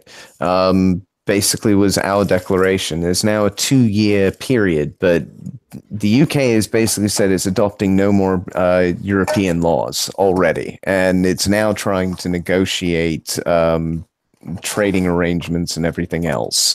But I will guarantee you, if this one passes, that link tax and things ain't going to be sucked up nicely by shareholders or anybody at these companies. The only ones that are going to like it are big publishers like Publicis or what's the other one? Getty. Anybody who basically deals with licensed material. Content hawks. Well, the big there's like 2 or 3 big networks that are publisher networks. I mean, I know this only because I've been in the industry for so freaking long. Well, right, but there are content hawks. Let's generalize the term here. They're not into it to actually produce content and make good shit. They're into it so that they can get their hands on the IP and then, you know, be the universal controllers of that, being able to police it so that they can proverbially copy strike PewDiePie or whatever. That, and also so that they've got a control of the advertising market. To be honest, it's the advertising game is so bloody profitable at the moment because it is such a free market. Honestly, there's 3,000 competitors within that market, and Google is the Pareto monopoly. That's the thing. It's in everything, but everybody uses it up to a point. They also use other platforms alongside it. Everybody diversifies. There is a market of solutions in pretty much every single company, and each company then builds its own solutions to compete on those markets. It is ridiculously complicated. And it's evolved very, very, very quickly in 10 years. And if you ever do any research on something that like actually uses AI, that's the one major industry where you can make serious money doing so. But publishers have always tried to get more money out of their content. This guarantees it because they can sue you if you copy it. Yeah. And this also goes into the idea of intellectual property. It's pretty much what they're trying to argue, essentially, at the end of the day. Like, just beyond, like, the actual things that people do is, like, they're trying to claim that as well. It affects everything. But yeah. So, yeah, Europe's trying to fuck the internet again. Yeah. Well, you know, or maybe, and again, this is my conspiracy shit coming out. Maybe they're not. Maybe this isn't going to happen, and they know it's not going to happen, and it's just to get people focused on that instead of covering any other news. Because this has been what's in the forefront. There's another alternative. There's another alternative because it could also be conditioning. Because if you're going to incrementalize any sort of infiltration into the people's rights, then the best way to do that is usually through shock doctrine like this. So you introduce the shock, like, and then you give something less, and it seems acceptable. Yeah, you move possibly. the window. Yeah, you move the window a bit, and they'll specify it a little bit better, and it'll still be a worse law. But I think that distraction tactic might actually be somewhat fairly valid, actually, at this point, given the fact of what's going on in the States. Because from what I've been reading, at least on all of those, quote, fake news sites on Media Fact Check, the OIG report, although a whitewash from a layman's perspective, in PolitiSpeak is fucking damning. I mean, if you can read between the lines, there is so much corruption going on at the moment within government and so much abuse of the rules of how things are supposed to be done, so much sec abuse that it's insane. I will be surprised if the Justice Department higher ups, all the FBI, all the CIA comes out, well, without a lot of pain and people getting basically put in handcuffs. I don't expect any of that to happen this year, but I expect quite a lot's going to happen next year. And that's the thing. The next voting for the law is near the end of the year. So the timing seems rather unusual. It seems like a very useful distraction tactic if that's how you're going to play it. Yeah, no, that's a good one. That's a very good one. See, my thing is, I always think there's something being hidden behind the main stories because they're fine with people thinking they're criminals. They're criminals. So they don't need to move past that stable standard there, and they can just do whatever they want in the background while people are saying, "Oh, these people are criminals." Well, of course they're criminals. What else is new? Literally, what else is new? You're hiding the rest of it behind these things. There's always secrets, dude. Yeah. There's a big part of that with the immigration sort of, imbroglio going on right now. A very big part of that, because people are focusing on, well, they broke the law, or, they shouldn't come here. Why are they coming here? Whatever. People are really very seriously, and I think gravely, forgetting that CBP and ICE and CPS have been given broad and nearly rogue powers without accountability to get away with whatever it is that they want. And CBP and ICE are already rounding up citizens and, separating them from their children. It's the do this first, ask questions later. And I think that people are forgetting how quickly things like this, plus the militarized police, can turn on the people, and not just the brown people, but all of the people. And that's where I'm getting so furious at this. It doesn't matter if the laws were Obama or Bush. It does not matter where the laws came from. It doesn't matter. That is a side point. They want that diversionary tactic of that debate because it does not focus on the issue. And the issue is one of ethics and morality, and also one of self-interest, if people can't find the first two in them, looking toward the future, because the state is preparing to clamp down, and very few people are focusing on that. Oh, I agree that most people probably aren't, but anybody who's thinking critically at the moment is probably going, "What the fuck?" every time they read the news. Because I'll be quite frank, every time I read the news, I have to double check the source to make sure it isn't The Onion or Babylon Bee. Well, as you should anyway. Yeah, I mean, the problem is that news has become... source anyway. Well, no, it's not. That's not the issue. Poe's law is the issue. I don't know what's satire and what's real anymore. That is how bad shit has become. Post-truth, the word of the year before. I mean, there is a reason for that, but it's been manipulated to be that. This is all. It's all artificial. None of this is organic, and that's kind of terrifying in itself. And let me be specific. Post-truth and artificial intelligence were both discussed at Bilderberg this year. Well, this is the thing. I don't believe that people think that our AI, we've got smart AI. Yeah, we really don't. We've got maybe semi-retarded. No, mate, you need to have a smart AI takes like having access to all data. As humans, we don't even have that. So I said yet. I didn't say now. So you're not right.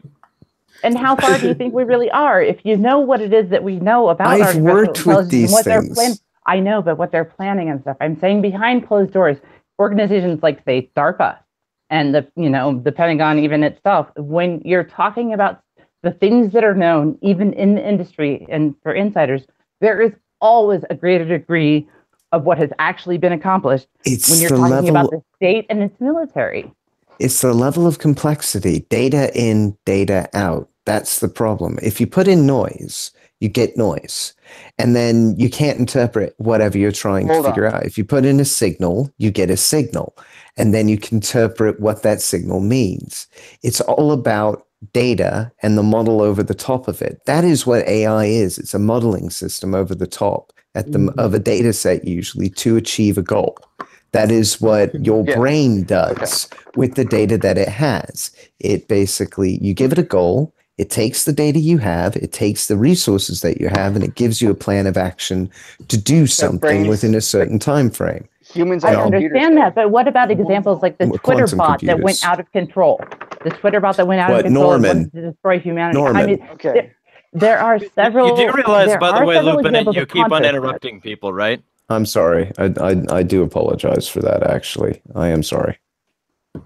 There you go. What were you saying? Claire, what were you saying? I was saying that to Lupin and you, Claire. What were you saying? Or maybe she's like got some audio issues, whatever. Sorry, I'm sorry. I didn't mean to interrupt either. I'm bad at that. No, what I was saying is that while you were starting to say what you were saying, he kept on like cutting in. That's what I was saying for him, not you. Go ahead. I think that I understand like the process of artificial intelligence, and I understand like how the principles of how it works. I'm not obviously in the field of technology. I understand that, but in reading what some scientists involved in the industry and some people have theorized about what is actually going on or what might be going on behind closed doors, I think that we can't discount the possibilities of where it already is and where it's going. And I think to discount it as just, a kind of a data input and output system is really discrediting some of the goals that they have.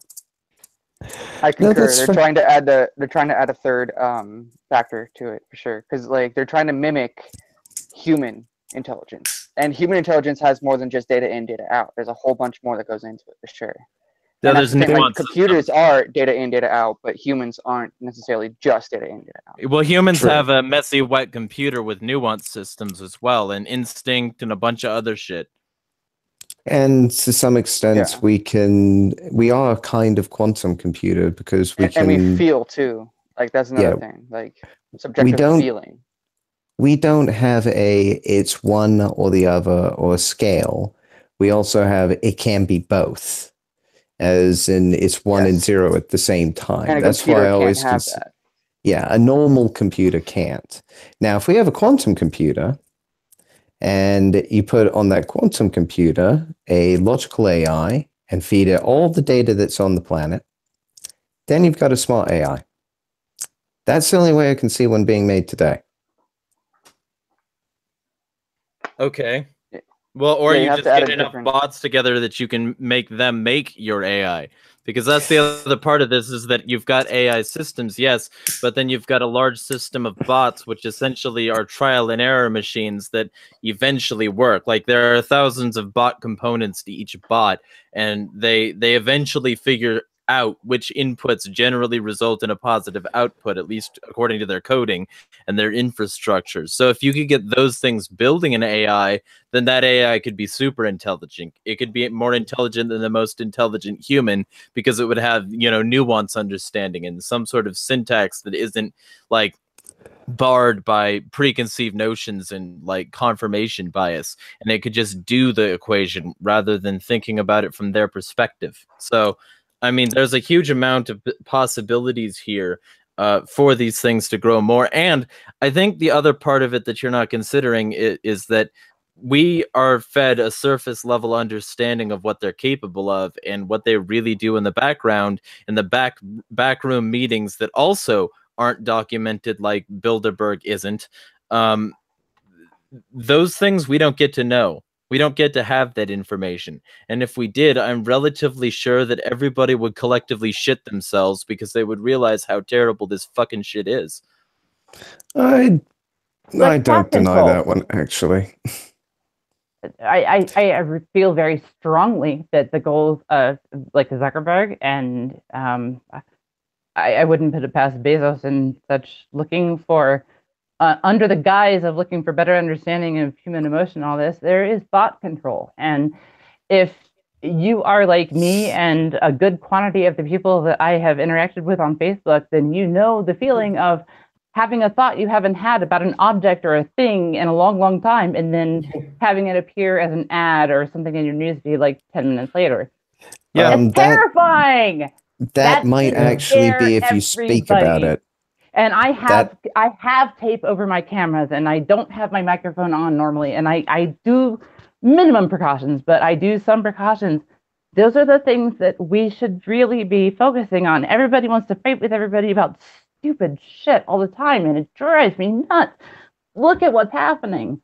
Look at how we're being controlled and corralled and informed into these opinions and made to fight about this bullshit instead of actually acting and doing things that will disrupt and dismantle this state. I concur fully. Yeah, I mean, the problem is nobody thinks critically anymore. I really Well, don't. Right. Well, I mean but the problem isn't anymore though, dude. The problem is that this is exploiting the same myth that has always been there, and it's always been there to tell people that you don't have to think critically, we'll take care of it.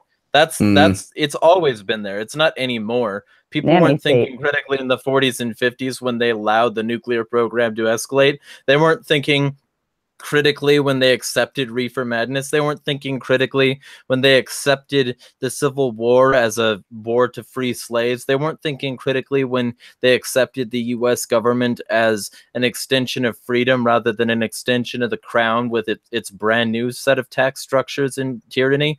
They weren't thinking. People don't think. They could think. There's still an undercurrent of critical thought, but that's what it is. It's an undercurrent. It's a minority. That's what it is. So we need to make if it a you start wave to then. well, yeah, absolutely. But to think that there were the good old days is that nostalgic bias bullshit that's going to end up with people trying to be regressive and reactionary on purpose rather than actually looking to the future as a font of solutions. No, fair enough. No, I didn't mean to try and make it a nostalgia syntax. I know that's what I did there. Thanks for. I shouldn't be phrasing it that way, to be fair. So thank you for helping me on that one. Oh, it's fine. I just, I mean, it's the same sort of thing though as saying we when talking about the US. It's burned into our brains now. I'm not necessarily blaming you. Yeah, it's a conditioning issue. It's one where we all slowly have to break, and I do it better in writing than I do talking. If I'm honest, I find writing so much easier. I concur, dude. I'm right on your fucking level, dude. Seriously. Yeah. I think you'll notice that with my debates and writing. I like to use we for the Definitely. U.S. as with a very heavy degree of irony, and Yeah. Well, we are patriotic, or we bombed this country. It's because, for one thing, that emphasizes the fact that as long as we pay taxes, we are doing that damn thing. So my other advocacy is a tax revolt, and I know that can probably get me in trouble, but I don't care. I'll put it this way. I don't get invited to the 4th of July celebrations anymore.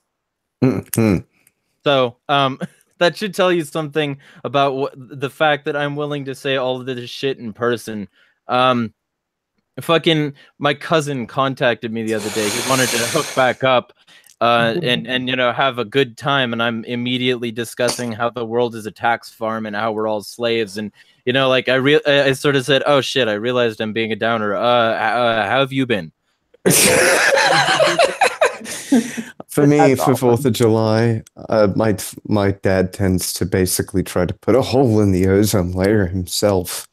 So he makes it, pardon me, he makes it a bit too much fun to really care about the politics anymore. Ooh, look at all the pretty lights.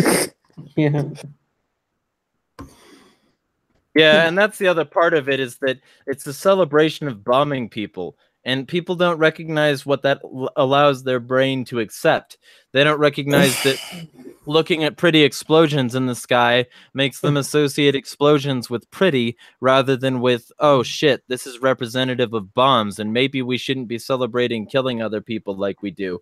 But I kind of prefer the 4th of July the way it is. I prefer to think of it. Celebration of murder. It's fine.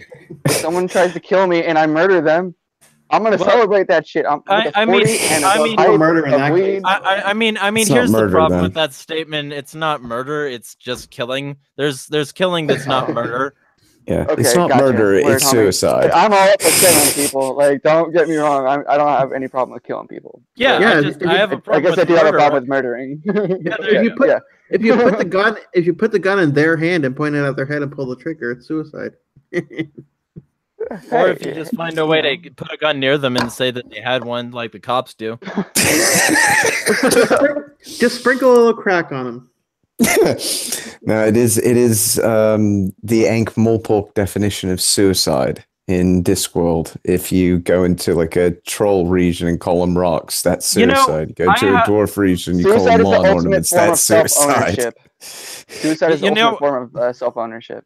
I have those books. I should probably read them at some point. Oh yes, very much so. He's not an anarchist, But if you read it, you can see he is trying to tell people how the state actually works with veterinary and things like that, how a good state works.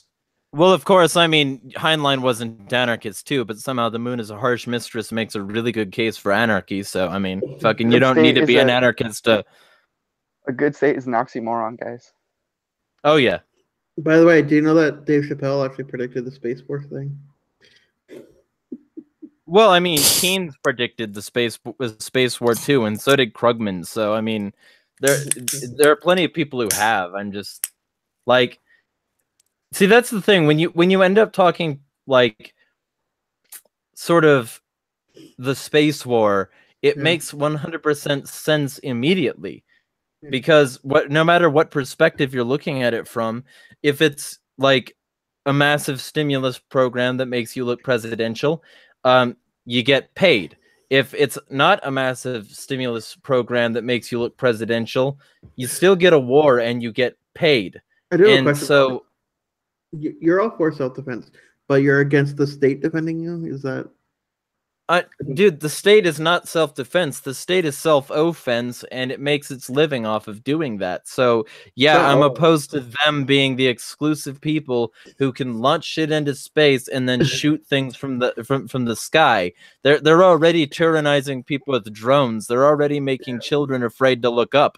So I'm not okay with them having yet more power to make the sky a scary thing. Yeah, fuck that. No, fuck that. Fuck that 3 times. I'm talking about when they are using it for defense, not when they're being offensive with it. Yeah.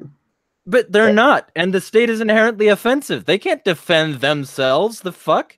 How can they do that when their fundamental funding income source is based on pointing guns at everybody? How can they do that when their fundamental like modus operandi is to say do it or we'll fucking shoot you? How is that like anything that you can defend? How is that not just a further mounting assault? I don't get it.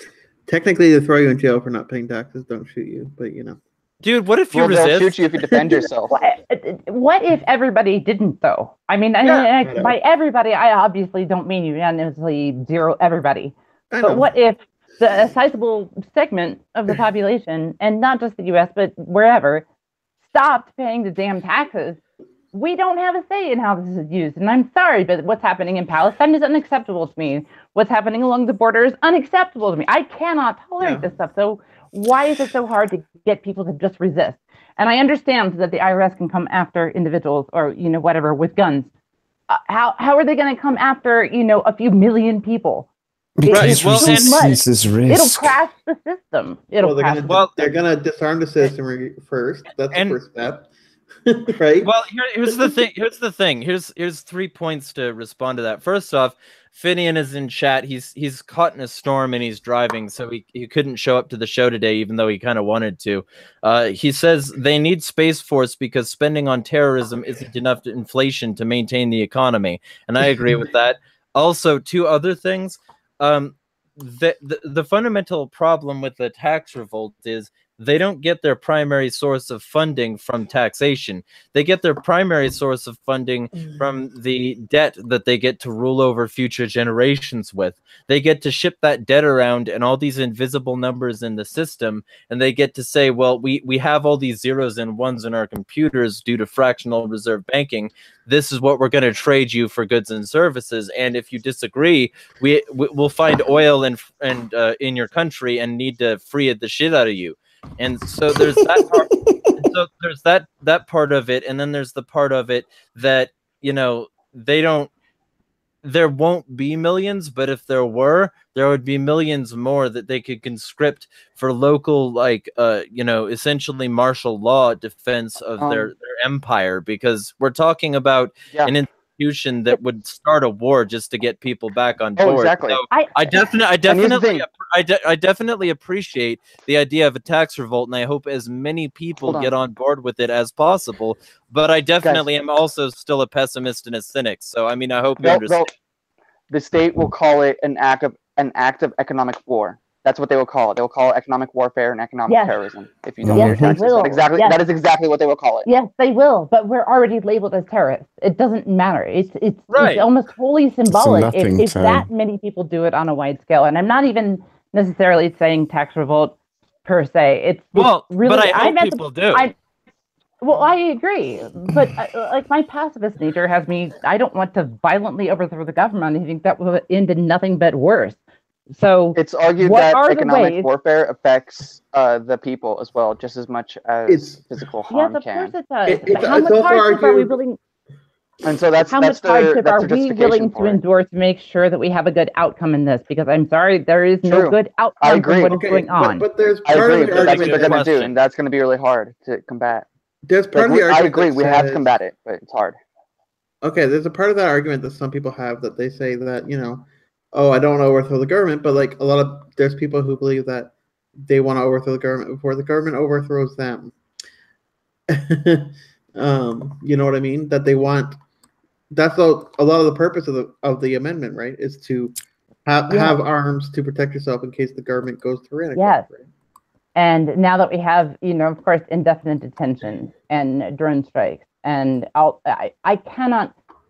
there's at least a very long tome's worth of information that I have that I'm going to write a book about all of this, that it's all connected. But I'm tired of people this immigration issue really brought it out, but people focus on such narrow, minute details that are so unimportant to the overall issue, like legality. Oh, they crossed illegally, and because of this, blah, blah, blah. It's like, are you really that dim-witted? Like, there are so many other issues. We have checkpoints inside the U.S. where you have to go through and be checked by CBP or ICE, all of these things. We've had travel restricted. We have license plate readers. I went and took my friend up to the airport the other day, and for the toll, you don't even have the option. It reads your license plate, and that's how you get it. Don't think for a second that's not a tracker. They know what you're doing. They know where you are. All of these things, and people are like, they broke the law, and they have to have their kids taken away. It's like, are we that idiotic? Really? Have we really succumbed to, the power play state has never politics not and the taken kids identity away. issues that much? Come on now. Yeah, exactly. I think the problem at the moment that we have is society has actually already reached a point where it could abandon the state. I mean, for Christ's sake, we've got dominoes filling our fucking potholes. And citizens. Okay. In Michigan, Elon Musk could do a better anarchists job. everywhere. He has more incentive. Yeah, but this is the point. We have every single major component of the state now covered by either technology or by human endeavor. And that includes currency. That was, for me, once I knew about Bitcoin, that was my one of two major arguments that basically died immediately. And when the concept of a private right enforcement agency and polycentric law was explained to me, the other one died. So at that point, I realized, yes, you could have a society now that is anarchic if you wanted to, if there wasn't a state basically waiting to stamp on your face for it. And Exactly. this is people should know this, but the problem is that even if you convince them of it, they know then that shit, it's nothing I can do right now because there's not enough of us. I've got to convince more of them. But if you can do, say, the problem is once a wave starts, there's an undercurrent of critical thinking. We can ride that. Once the wave starts, it will grow exponentially. And people like Larkin Rose, people like even Jordan Peterson, even though he's not necessarily an anarchist, I do really believe he's a voluntarist, because from articles I've read of his colleagues who have been starting to defame him, they've called him a radical quite a lot. He's a minarchist at minimum. At minimum, he's a minarchist. At maximum, I'd say he's a voluntarist minarchist, though. He'd want a government that he agreed to, not one that was arbitrary and doing the shit like Canada's doing now. Absolutely. He is a leftist, but he still understands that there are a lot of things that have gone completely wrong in politics, and politics doesn't work to actually solve things. If anything, it causes more problems. You think he's a And leftist? he says he is. I'm That's sorry what to he He most interrupt, declares definitely, no, he himself most as. definitely is though. Yeah, he definitely is. That's though, the thing. too. He declares tell. himself Yeah, I as know that, but I left-leaning. I I don't- know that, but I'm looking at like, I mean, I'm fairly into him. I know that people are, you know, they hate him for all sorts of reasons, for whatever, but I really like him a Yeah. lot, and so I've been looking into him, and I find that definition very interesting. Yeah, he considers himself left-leaning. He is, And he is. being a clinical psychologist. It is not surprising he would consider himself left-leaning. He Well- used to be a member of the Socialist Party. See, here's think- the And thing: then the learned definition his of mistake. left has been tainted. The definition of left has been tainted because realistically, Yep. in order to be left-leaning, all you have to do is be a liberal, and in order to be a liberal, all you have to do is want, you know, the same freedoms you want for other people. And realistically speaking, if you do that We're and all you want leftists. any Yeah. realistically speaking, if you do that and you want any freedom at all, you want a huge amount of freedom. And one of the chief freedoms that leftists want is the freedom to speak so that they can convey their ideas. So I think it makes perfect sense. Yeah, I Put that Jeremiah, I way. think I kind of agree. Like, I think part of it is just his like almost political positioning to try to keep a foothold in a little bit of that world, you know, and just describe himself as that and say, yeah, well, I'm true leftist, so why don't you come out and challenge it? Well, see, and that's one of the things that I try to emphasize on my shows is that I'm not against leftists. I'm against the leftists who are also fucks.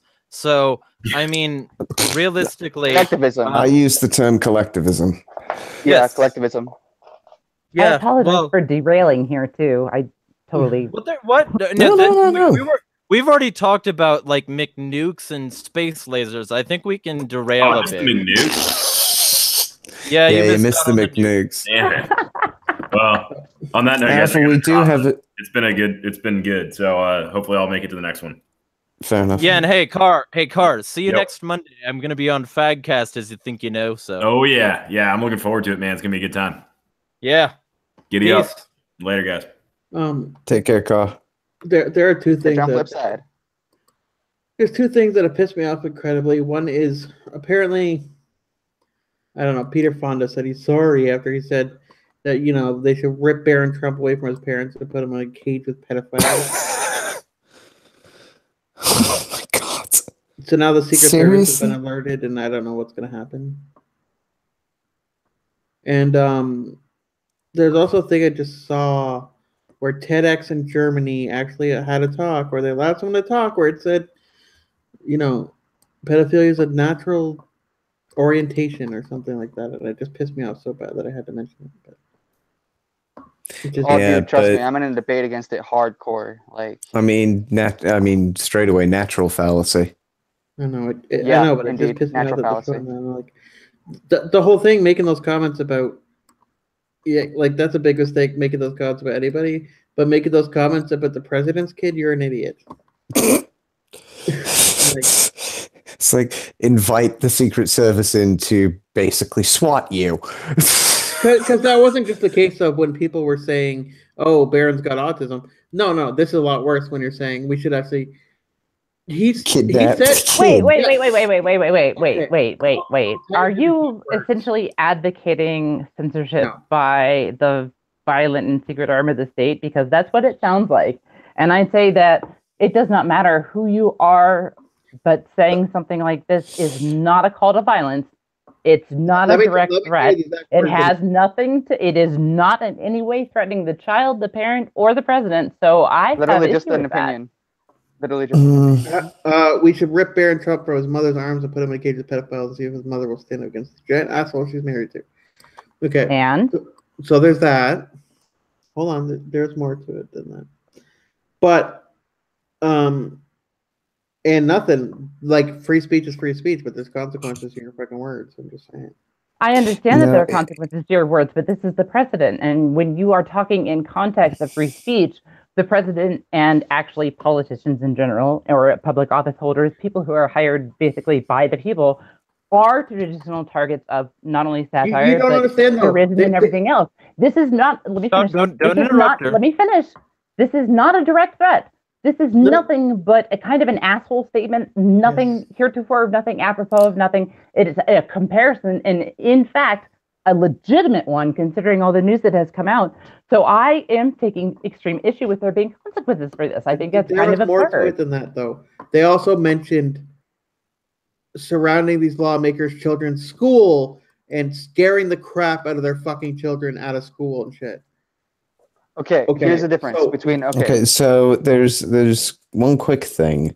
I completely agree with Claire on the issue of this specific. The first instance was not a specific threat. However, you could argue under current law that it is incitement to riot. Well, hold on. Yes, you could. No, Definitely. no. But No, hold on. no. Let me explain. Because an incitement to riot, you would have to be talking about an entire class of people, or you would have to be talking more of a direct threat or a call to action. It's really, this is nothing but a commentary on an asshole family, if you will. I mean, that is what this person is actually saying. Okay, There is here's the rest of the nothing part here that he said, though. He also said, we should hack this system, get the addresses of the ICE agents, CBP agents, and surround their homes to protest. We should find out what schools their children go to and surround the schools and protest. These agents are doing this because they want to do it. They like doing this fuck. Sounds great. We don't have to take the agents' kids. We only need to surround their schools and scare the shit out of them and worry the fuck out of the agents. Regular Border Patrol agents, we need to scare the fuck out of them. We need to make their children worry now. The fact that he's saying we so frequently and the fact that he's saying we have to take action, that is a call to action.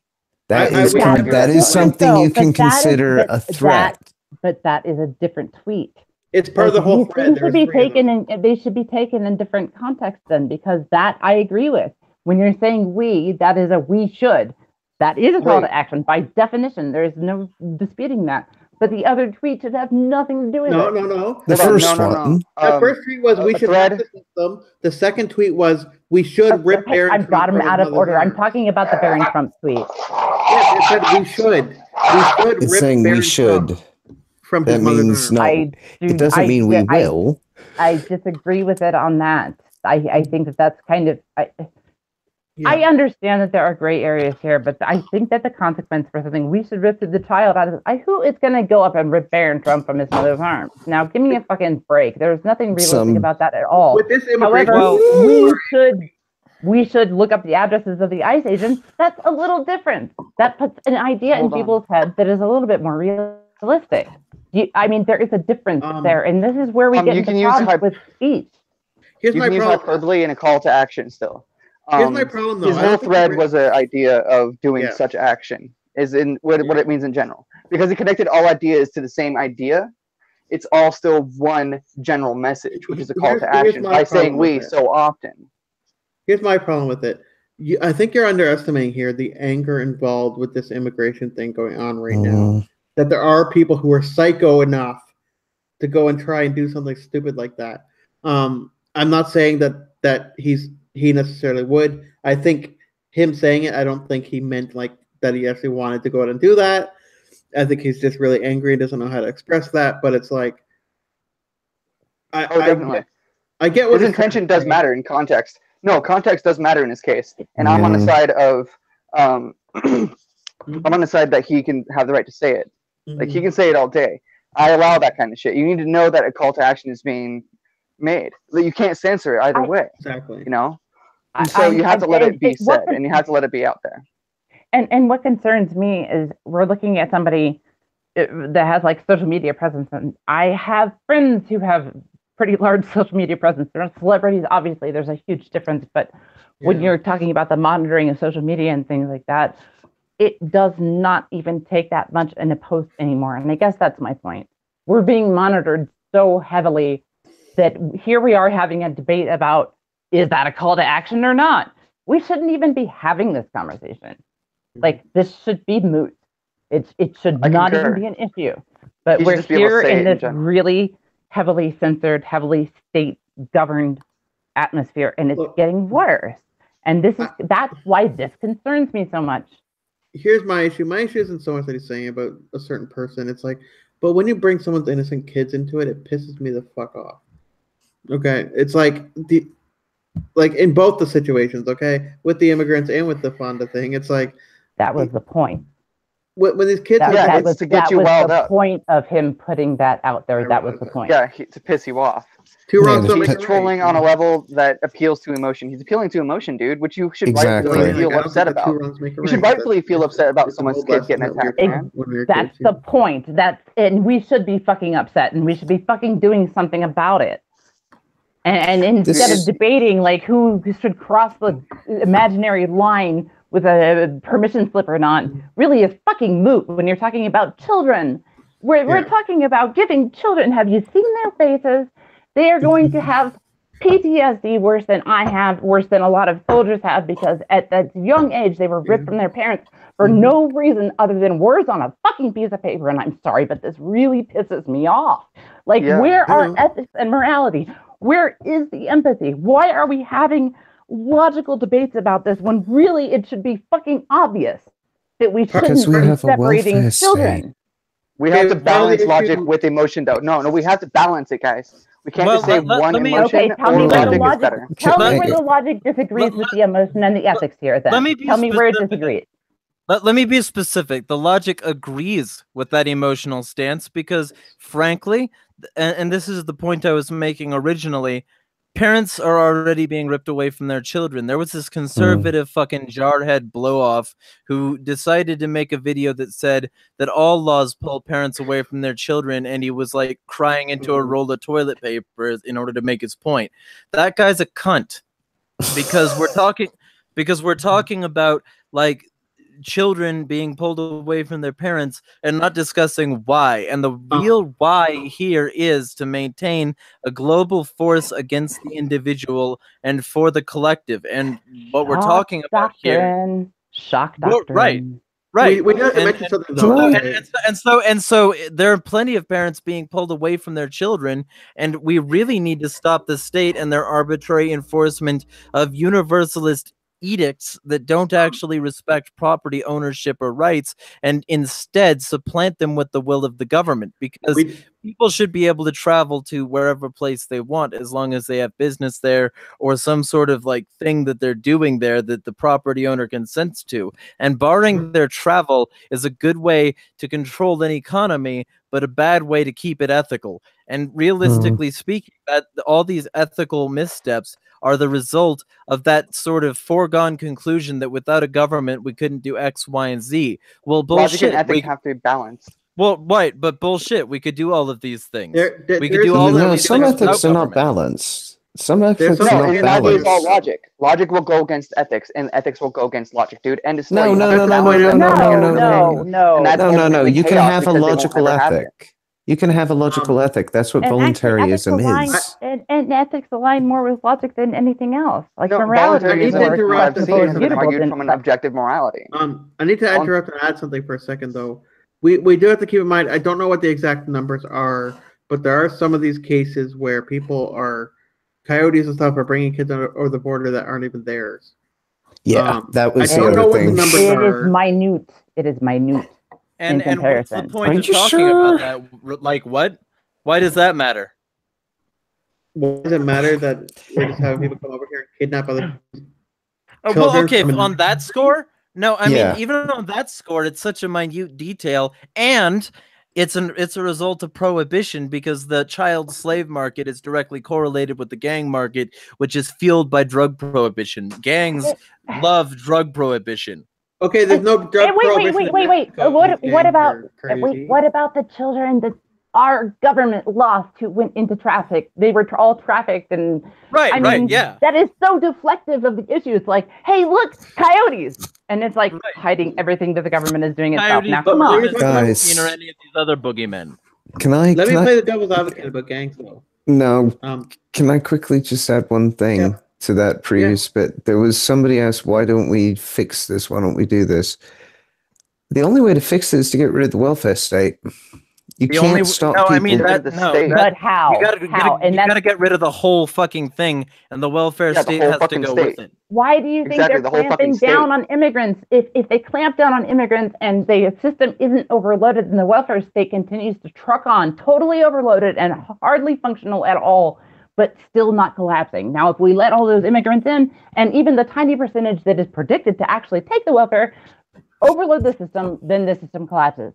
So what is the state doing? The state is trying to prevent the collapse while still sucking us bone dry and continuing to feed itself on this welfare state. So yes, the welfare state is the target, but what we're doing with the immigrants is exactly contradictory to what needs to happen to make it collapse. I do have to play devil's advocate for Jeremiah for 1 second though. When he mentions gangs and the proliferation of gangs, right? The fact that a lot of it you're saying is due to prohibition and stuff like that on drugs, but like with Mexico's approach to drugs, I mean the gangs are still running out there. I mean, despite despite drugs being like not prohibited as much in Mexico, there's still like these gangs around doing crazy Dude, shit. the gangs ship them to other countries. It's a footing. That's why Afghanistan has troops patrolling their poppy fields. All of these countries ship these drugs internationally, and if you can truck a few kids over in the same fucking van, do so. Like, that's the point of the gangs. That's how they work. Sweeten the pot. Yeah. Like they traffic illegal shit, and they shoot people who stop them from trafficking illegal shit. They don't care what that illegal shit is. They're fucking gangs.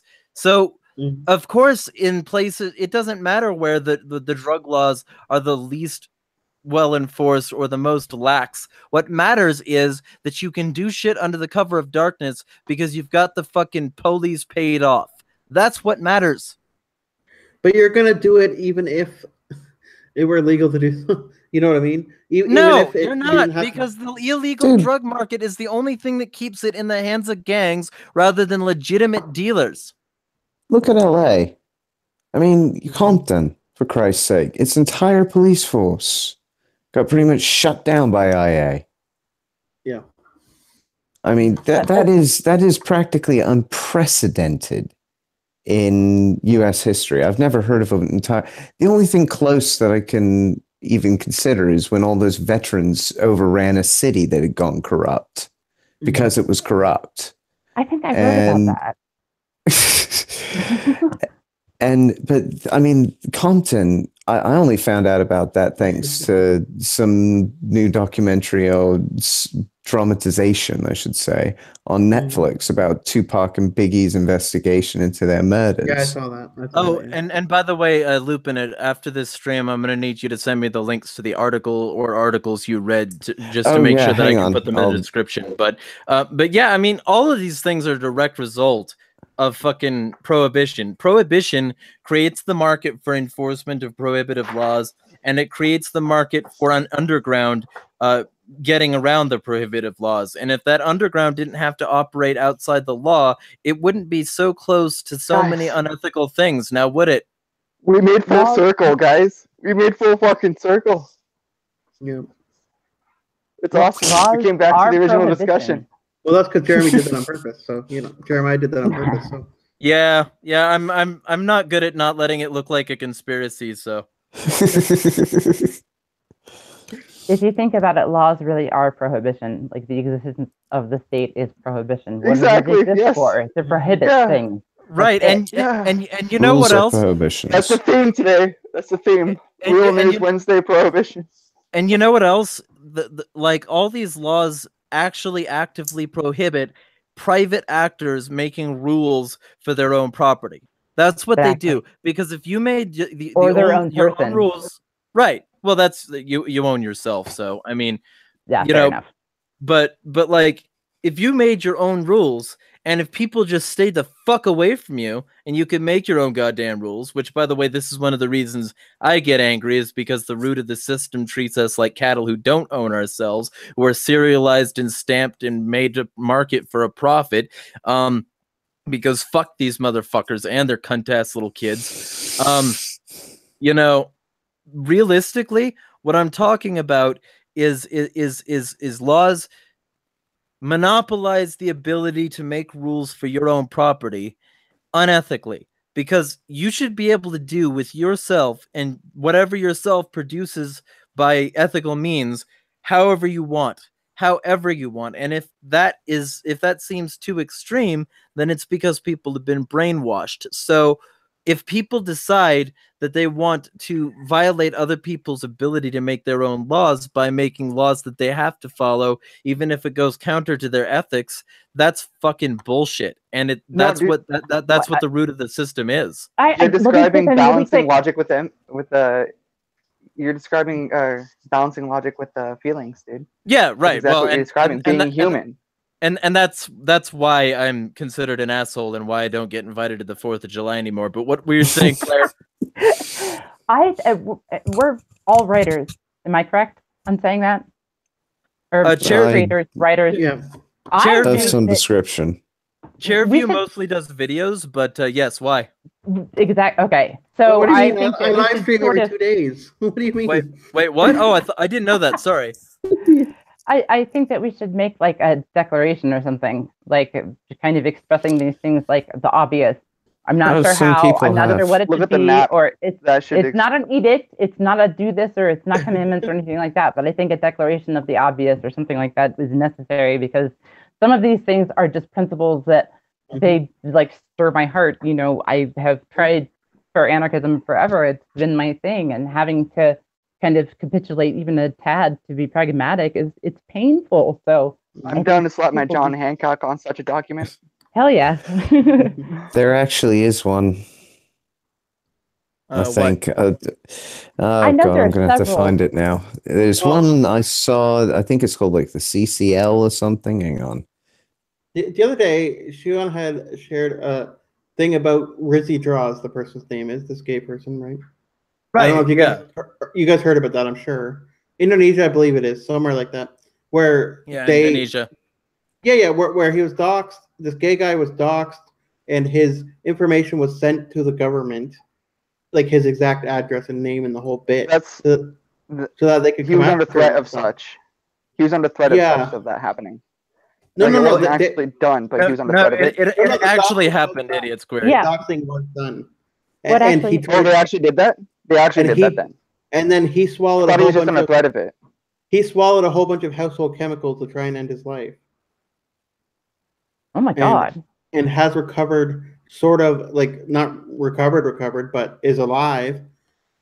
In the hospital, has major kidney damage and internal damage they have to deal with, and possibly like a chemical toxicity thing for the rest of his life. And like, here's the thing: is I worry about this person because they're still staying there. They started a GoFundMe. The family said they wanted it taken down. So there's currently no funding going on to get this person out of the country and stuff. And it's frustrating because it's like, is this going to be the end of it? I don't know. And that type of thing. I don't even know this person. And I was so upset by it that I didn't know several hours. I didn't know what to do with myself. This is a phenomenon Dino mentioned in the shit shooting Sunday, the empathy wave. Yeah.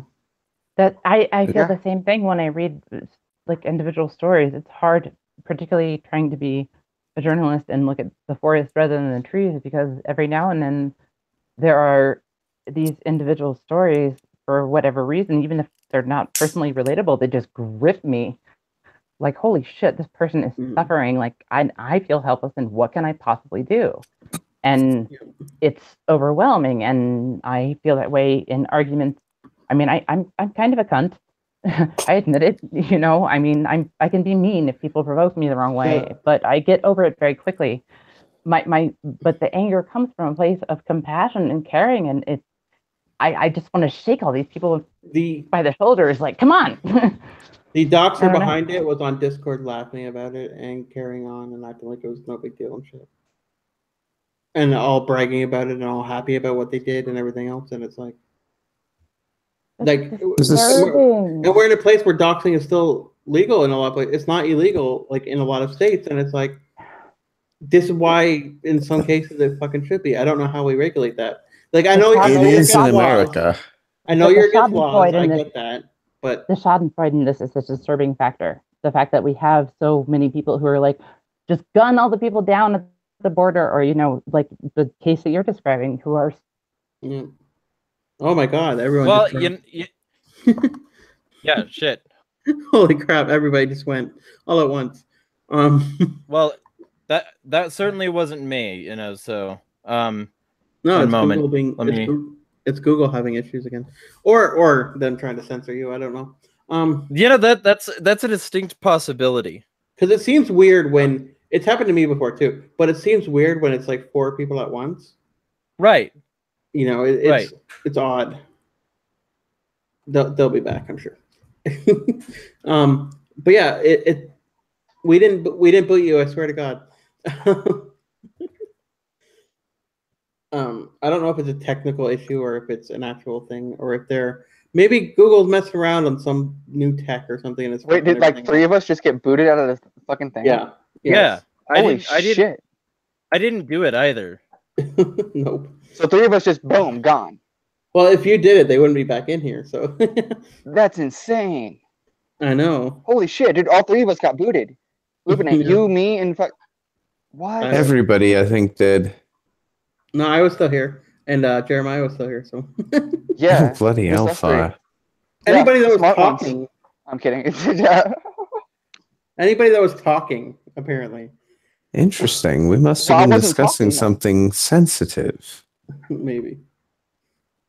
I wonder what was it? I got because I got kicked. I've actually totally forgotten what the hell it was. Oh, we were talking about that. We were talking about empathy wave and blah blah. Yeah.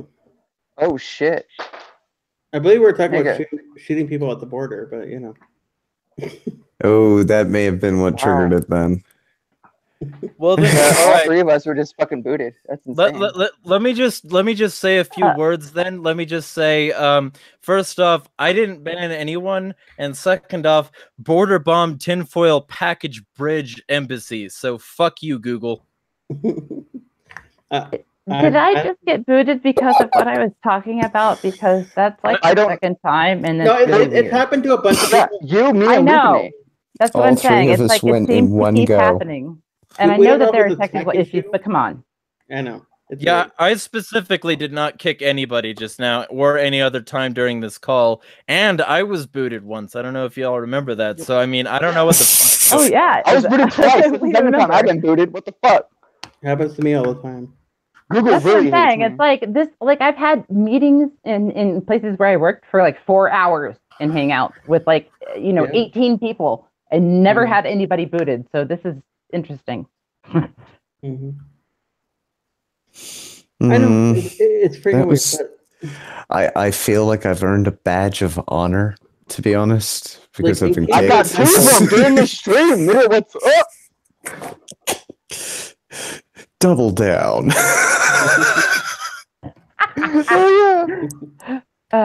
Yeah. And like I tried to say in someone's comment that like, hey, we don't know what no one knows in the West really what that type of oppression is like. It's different. They're like, oh, some people do. It's like, no, not on that level at all.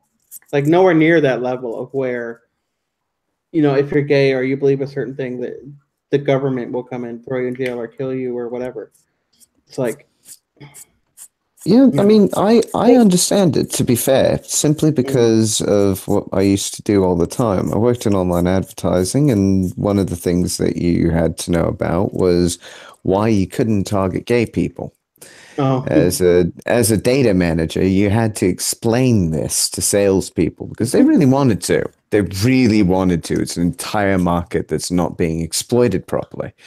So, I'm sorry, targeted properly.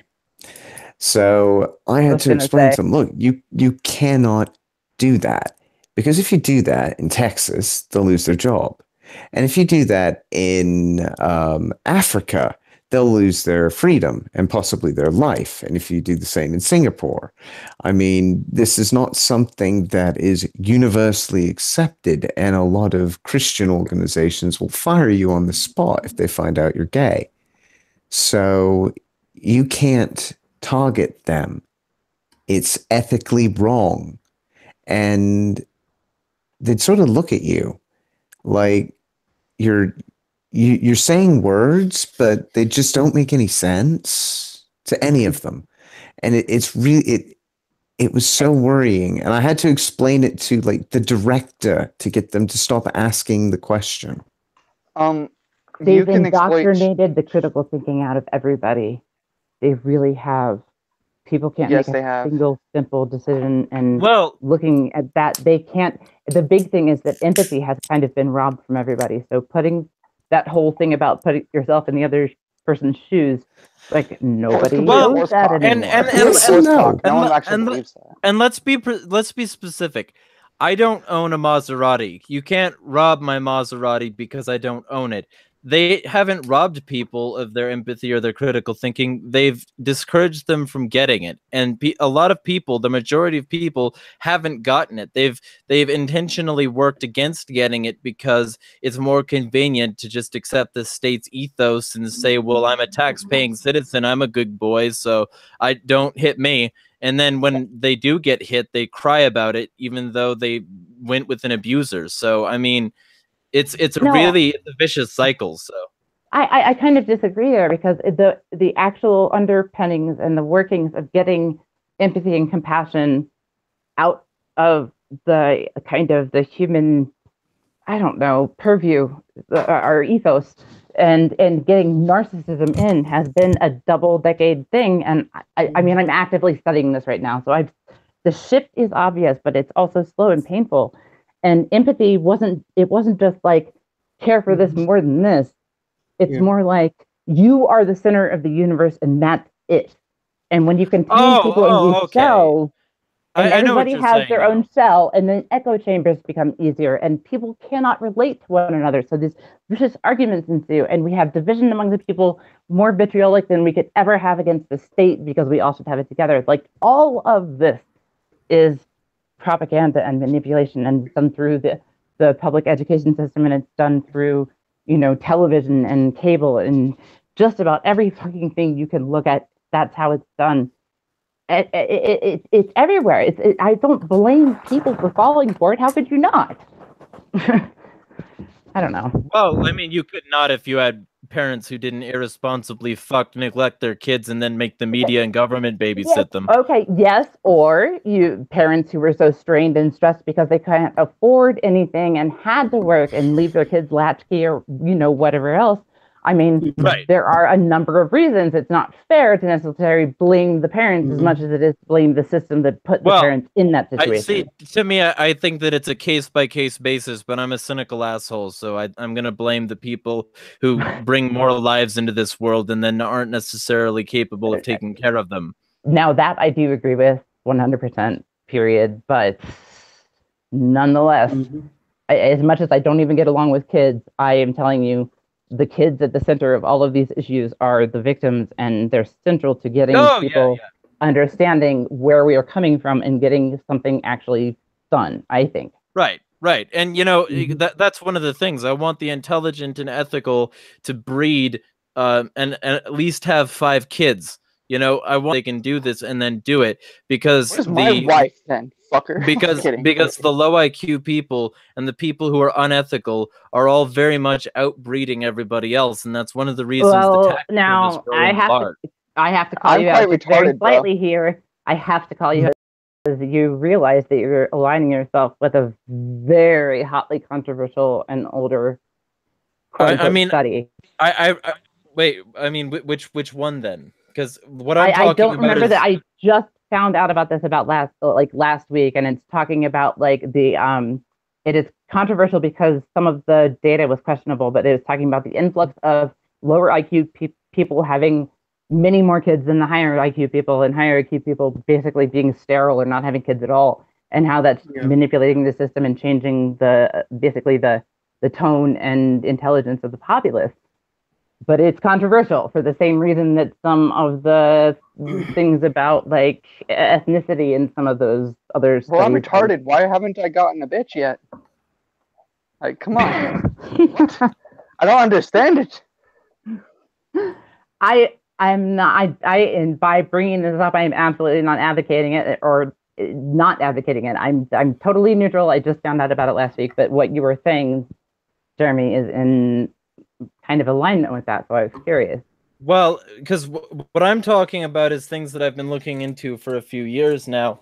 And like this is from, for instance, the New Scientist a while back. I don't know how reputable they are, but it says the long-term rise in IQ scores might be coming to a halt, but we should focus on improving social conditions rather than worrying about idiocracy. So even though they acknowledge a drop in IQ and a flattening out of the rise in IQ, they say that we shouldn't care about that.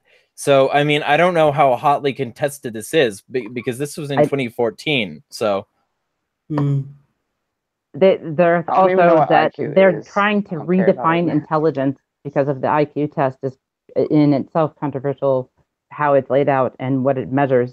right. And Well, with Yeah. technology, I don't- they're trying to kind of it's adjust weird. for that. I've never taken an IQ test. what I think I'm saying is less about IQ in general and more about susceptibility, more about the fact that the masses seem to be very susceptible to being controlled by other people, and in doing so, cede a lot of their personal intellect that they could have fostered and grown to other parties. And whether or not they were intelligent by genetics, I don't know. The genetics part is just so that they're capable of, resisting the state, which capitalizes on very, stupid people. The thing that I was saying is that the people who are intelligent, I don't necessarily put a value on IQ. I'm talking about intelligent in their ability to apply what they know. The people who are intelligent should try to breed a shit ton more than the people who are already breeding massively because they don't think about consequence. The people who do Dude, think I'm about trying to get my smash on so hard. the people who do think about consequence should absolutely be the people bringing life into the world. That's my point. Yeah. I'm not necessarily You trying just- to align with one thing or another. I'm just, you might have just started the shitstorm. I'm just going to warn you. Oh, I would like to I'm just- not fine even with saying that that. I disagree. I'm not even saying I He invites disagree. the I'm just shitstorm. warning you. I Jeremiah would just- bathes in a shitstorm.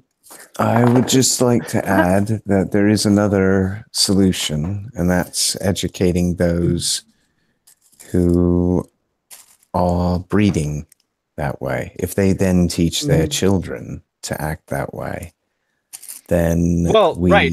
can help But with that. not That will another help even if it. component of this one. Or a giant meteor, because I'm all for a giant meteor. Right. Yeah, smart. And by the way, Claire, just so you know, I'm already called a Nazi. I really don't care about people claiming No, I'm a I know. eugenicist. I know that you don't. I know. You're like me. You go through a lot of hell and it doesn't really matter. But I like to give a heads up because it's kind of like, oh shit, I didn't see that coming sometimes. So, Yeah. Oh yeah. Well, I mean, because people don't expect an anarchist to then say, don't be free with everything, control yourself. They expect an anarchist to say, well, there's no control here on a government level, so obviously there should be no control anywhere else. It's sort of like the Christian argument of, well, you just don't like God because you want to sin. Well, no, I don't like government, even though I also don't want to do certain things that are illegal, and even though I would still not murder or rape, even though there was no government, I still don't want them to decide that I can't consume weed if I'm in the wrong state. Well, So no, it's you don't things even like need that. thank you, tell thank you for making can't. that point. Thank you. Yeah, you can't even tell the government to, like, there's no point in making a government say that you have that right to decide that you're going to rape someone or not. Like, you're going to have evils either way. Like, we've seen this. Like, people break the fucking law. It's known that rape is not good, but it's still fucking done. Like, so Right. These lectures and all that good shit, like, it all boils down to, like, what the state fucking says. And what the state fucking says had nothing to do with it.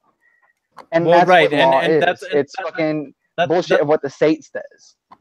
That's why I devoted part of last Sunday to an anti-feminist Father's Day, because I really don't like the whole anti-male sentiment that they bring with them. I think that teach men not to rape is one of the stupidest fucking things I've ever heard.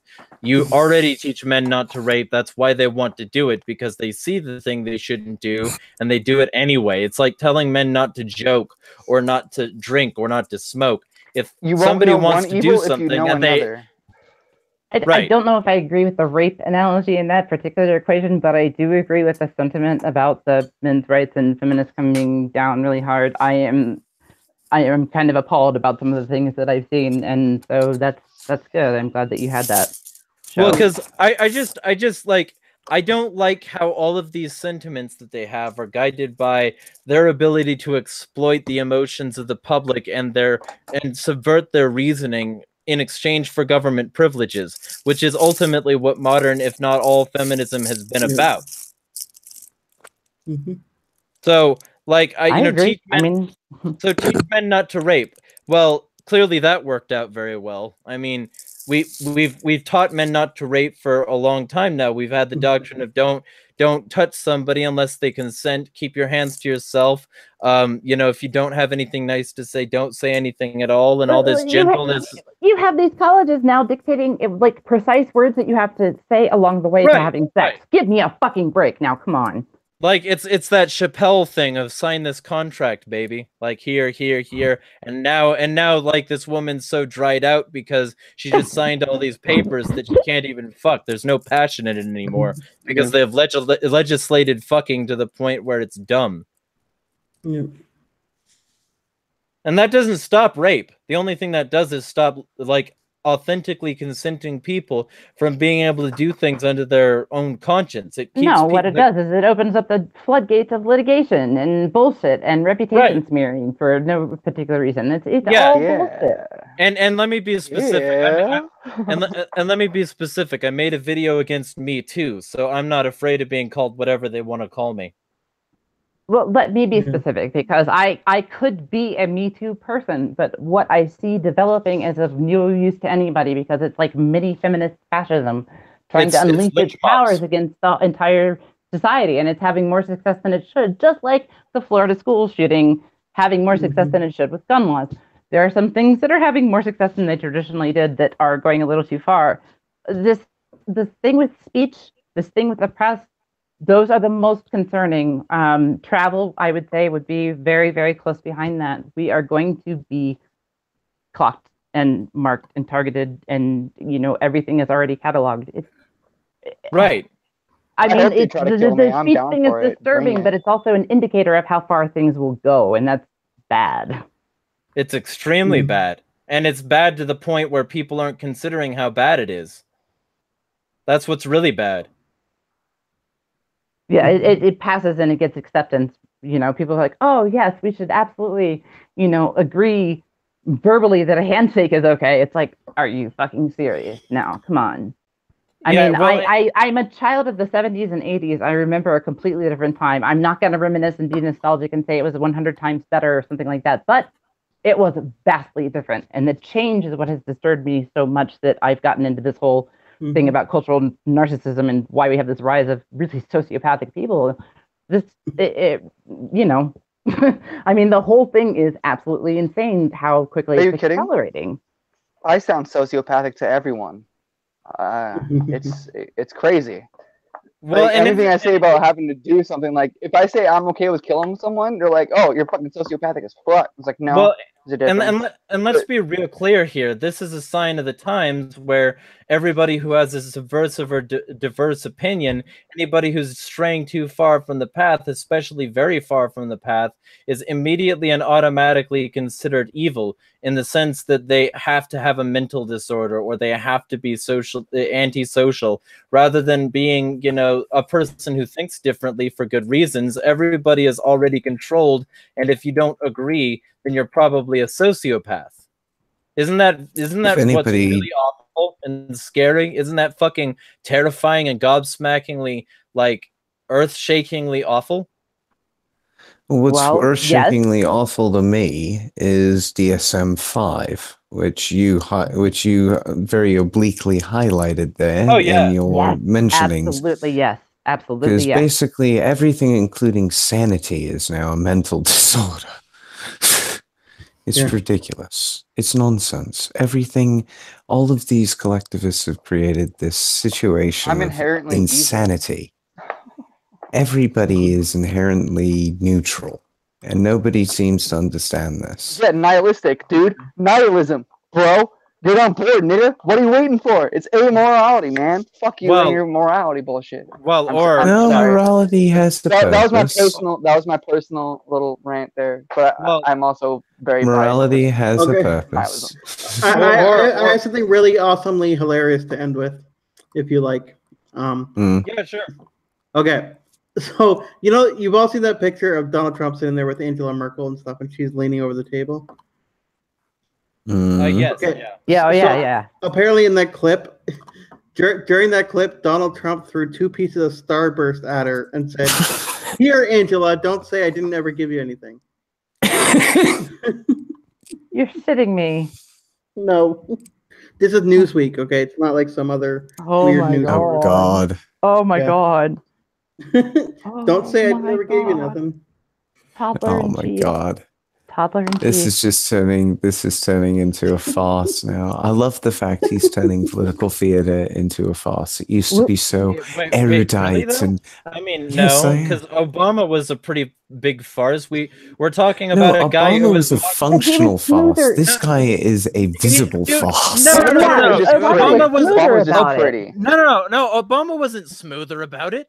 Yeah, he Obama was. joked about drone striking American citizens I because they dated his understand that, daughter. but Yeah, look at but the he was difference. erudite. He was Right. very he maybe. did it in a very Charismatic. educated, sarcastic kind of Charismatic. way.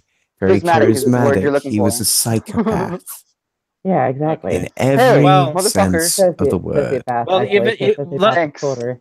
bro. Well, let me just say, don't know. I let me- think he may have been psycho. let me just say this. I mean, according to the Dark Triad test, which I'm not sure is truth, and I think it like from everything that I've read about it is bullshit. According to the Dark Triad test, I'm a narcissistic, psychopathic sociopath. So I mean, realistically, I don't think that a lot of these things could be gauged properly by our current metrics. And if we look at Obama, he's just as sociopathic and narcissistic as all other politicians. He just wasn't also a reality host, so he doesn't get to get away with as much. It's not so much that Trump is making it more than it was. He's making it more of what it was. Mm. I But that's believe the that point. Trump He's highlighting it. Sorry. No, you're fine. I think that Trump is he is the logical fomentation of our decades of narcissism and childish behavior and our addiction to entertainment and like lasciviousness and all this other crap and our completely oblique knowledge of technology and our use of it and not caring about the security state, all of this. Life is He but a game. personifies everything that has been wrong about this culture, except that he is in charge and has the red button, and it's really kind of scary. I mean, Well, he it can has be. the- I mean, he does have, for as much as adult as he seems, he has enough intelligence and he has enough slyness and plenty of aids to actually make decisions that are kind of terrifying. See, So to me, the thing is, and I've been saying this for years, going on 4 years now. The thing that scares me about nukes isn't that a president would use them because he's dumb or because, of one thing or another, other than the fact that it's the final hammer that could come down on anarchists who fundamentally try to abolish the system. That's the only time this would ever get used, because then they could clean the board, hide underground, and come back up when it's clean. That's what terrifies me, not Trump, but the system in general. And Trump has less control over that than a lot of people would want to think. Trump isn't the deep state. The deep state still exists. The swamp grows ever thicker, darker, and murkier, and we're all fucked if we don't look past Trump. Trump is a veneer of democracy. He's not what democracy is, which is mob rule and rule by the mob, which is a very small group of people who control territories for their own profit and gain. So fuck Trump and the entire establishment, or you won't fuck the establishment at the same time. But I like 51% can take the no, rights I of the agree with that. 49%. I agree with that. I use Trump as kind of a figurehead for all of that because that's Right. more or less what he is. He's the figurehead. He represents all of those things that are behind him and pulling Right. strings. Mm-hmm. I mean, He's the clearly, rapper, that's the not only reason. He's the rapper, not the candy. True, but let's be I like Spielberg, so. let's be fair, guys. He is a brilliant foil to the mainstream media. He is fucking amazing at it. It is incredible. It's like he has turned them into raving lunatics, saying No, that they it were would have already been lunatics. They Yeah, were but raised they by are colleges. now They were raised blatant. by think tanks. They were already lunatics, man. I know they were, mate, but they are now raving lunatics. They were already. They were. See, this is I the don't problem. think they He's just were. Not highlighted. this badly. He's just highlighted what was already there. Trump derangement syndrome is a myth. He's just highlighted what was already there by being the person that they will talk about endlessly, and he knew it, and that's why the elites like him, because they can get him to say whatever and get the media to talk about whatever rather than actually talking about the truth. Yeah. True. Well, guys, I'm sorry. I'm fading very fast. It's 2 a.m. So. Well, let me just say a few things before you go. First off, I hope you show up for this shit shooting Sunday. Claire has already said she's down because this shit shooting Sunday is going to be on U.S. imperialism, and the next and then the next one after that is going to be on the militarization of the American police and by extension the global police. Hell yeah! Because will that include any intelligence agencies? Because it has to. I got the intelligence part covered if you want. Well, we already did the intelligence industrial complex, but we could definitely cover some more of that during the imperialism thing, because without a spy network, you can't have an imperial army. So yeah, exactly. With any kind of defense, you really can't have a secret service, if you will. Right, and so I do hope everybody shows up to these, because realistically, I want to surround the 4th of July with as much anti-patriotic sentiment as possible. I want to fuck this shit up. And I think that we have the capacity to really do something good here if we all come with our own shit. So I do hope everybody shows up.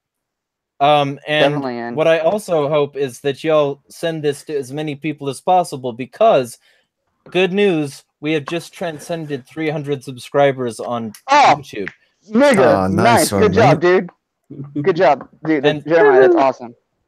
And so I hope this keeps on climbing, and I think it might be able to. I think that there's a possibility that we could really go up against the system hard, because I gained, I think, something like 11 subscribers during this stream, and that's not much, but every one of those subscribers could send more subscribers down the line. And that's what's truly going to change this shit. That's what's truly... There's nothing wrong with every fucking PR you get, dude. Is PR. It doesn't fucking matter in a game that it comes down to taking down the government, dude. Fuck it. Let's go. Right. Absolutely. Yep. And I hope to take as many of these motherfuckers down as possible. Mm-hmm. And I think y'all are down with that. I think from absolutely, yes, absolutely. But in stirring people to start doing shit instead of just arguing with each other all the time. Right. And let me just end with this thing I said on Twitter 2 days ago. I said, and that's the other reason I strung out those words so long, because I could then find these tweets. I said, people still stuck in partisan politics asking why Republicans don't go against Trump. Laugh emoji. Partisan politics is a popularity contest. He stays popular. He does this by seeming like a better alternative than Hillary. He does that by repackaging losses as wins. He's a salesman. There, saved y'all time. Now write a real article for once. Like, shit, I could just shoot someone and not lose voters. Take the guns first and do due process later. I want the kind of attention Kim Jong-un gets. You can say what you want about the Lugan press, but they don't do anything for their image by being played like a fiddle. So I think that pretty much covers it. Yep. It does. Because fuck these people. They're giving Trump his power. They're giving Trump all the authority he needs by making every article they write about him seem sensationalist, so that his followers can then blindly claim that anything that goes against him is a lie. So fuck the press. We need an alternative media, and we need it 2 years ago. Give me a platform that doesn't censor me out of existence, and I'll write for it. But so far, that has been impossible to find. Well, are you on Steemit?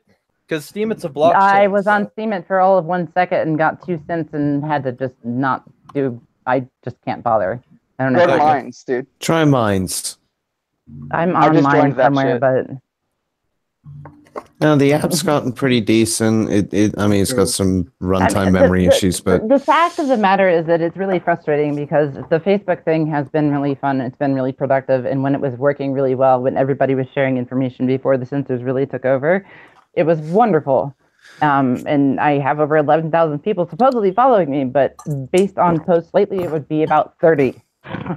I mean, And you know send that's a post. Here's a recommendation for you. Send a post that's really innocuous, like I had a cheeseburger today. Then put immediately in the following comments: I am moving to X platform. Please, if you want to see content that I've been trying to provide you, please go here. Yeah.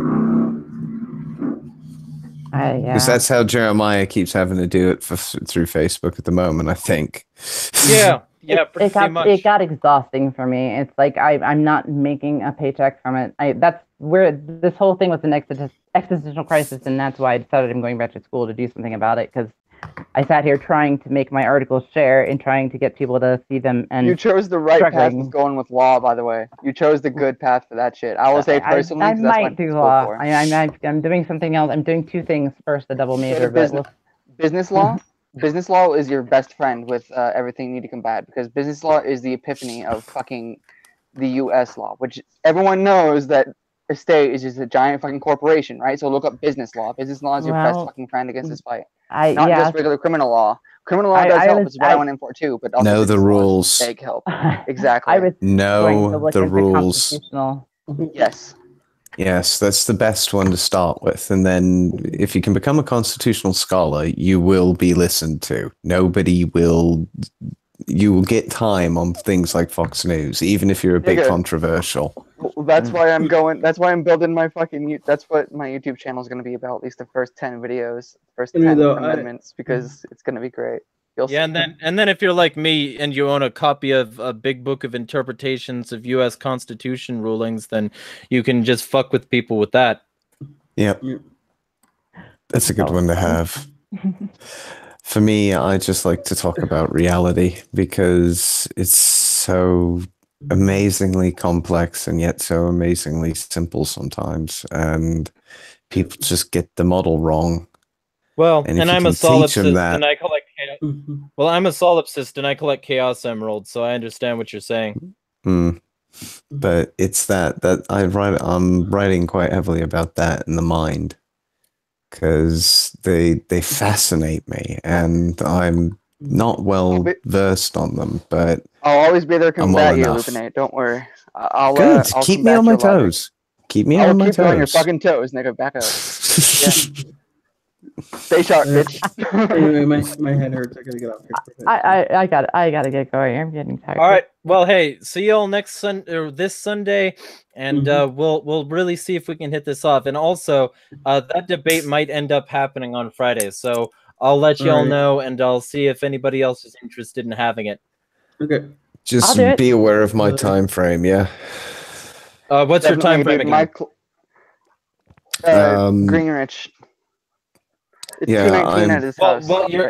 Well, right, time zone. But what's your time frame? I 0. thought that's what you said. Yeah, that's what I meant. I meant I can do basically what I've been doing now evenings, but I won't be able to do past like midnight, I don't think. Okay. My time. Well, I'll keep that in mind. So if it's like 2:00, you'll probably get a better chance for me. All right. But just keep me posted. Definitely. Well, this has been an episode of Real News Wednesday. Check the links in the description for how to support this content.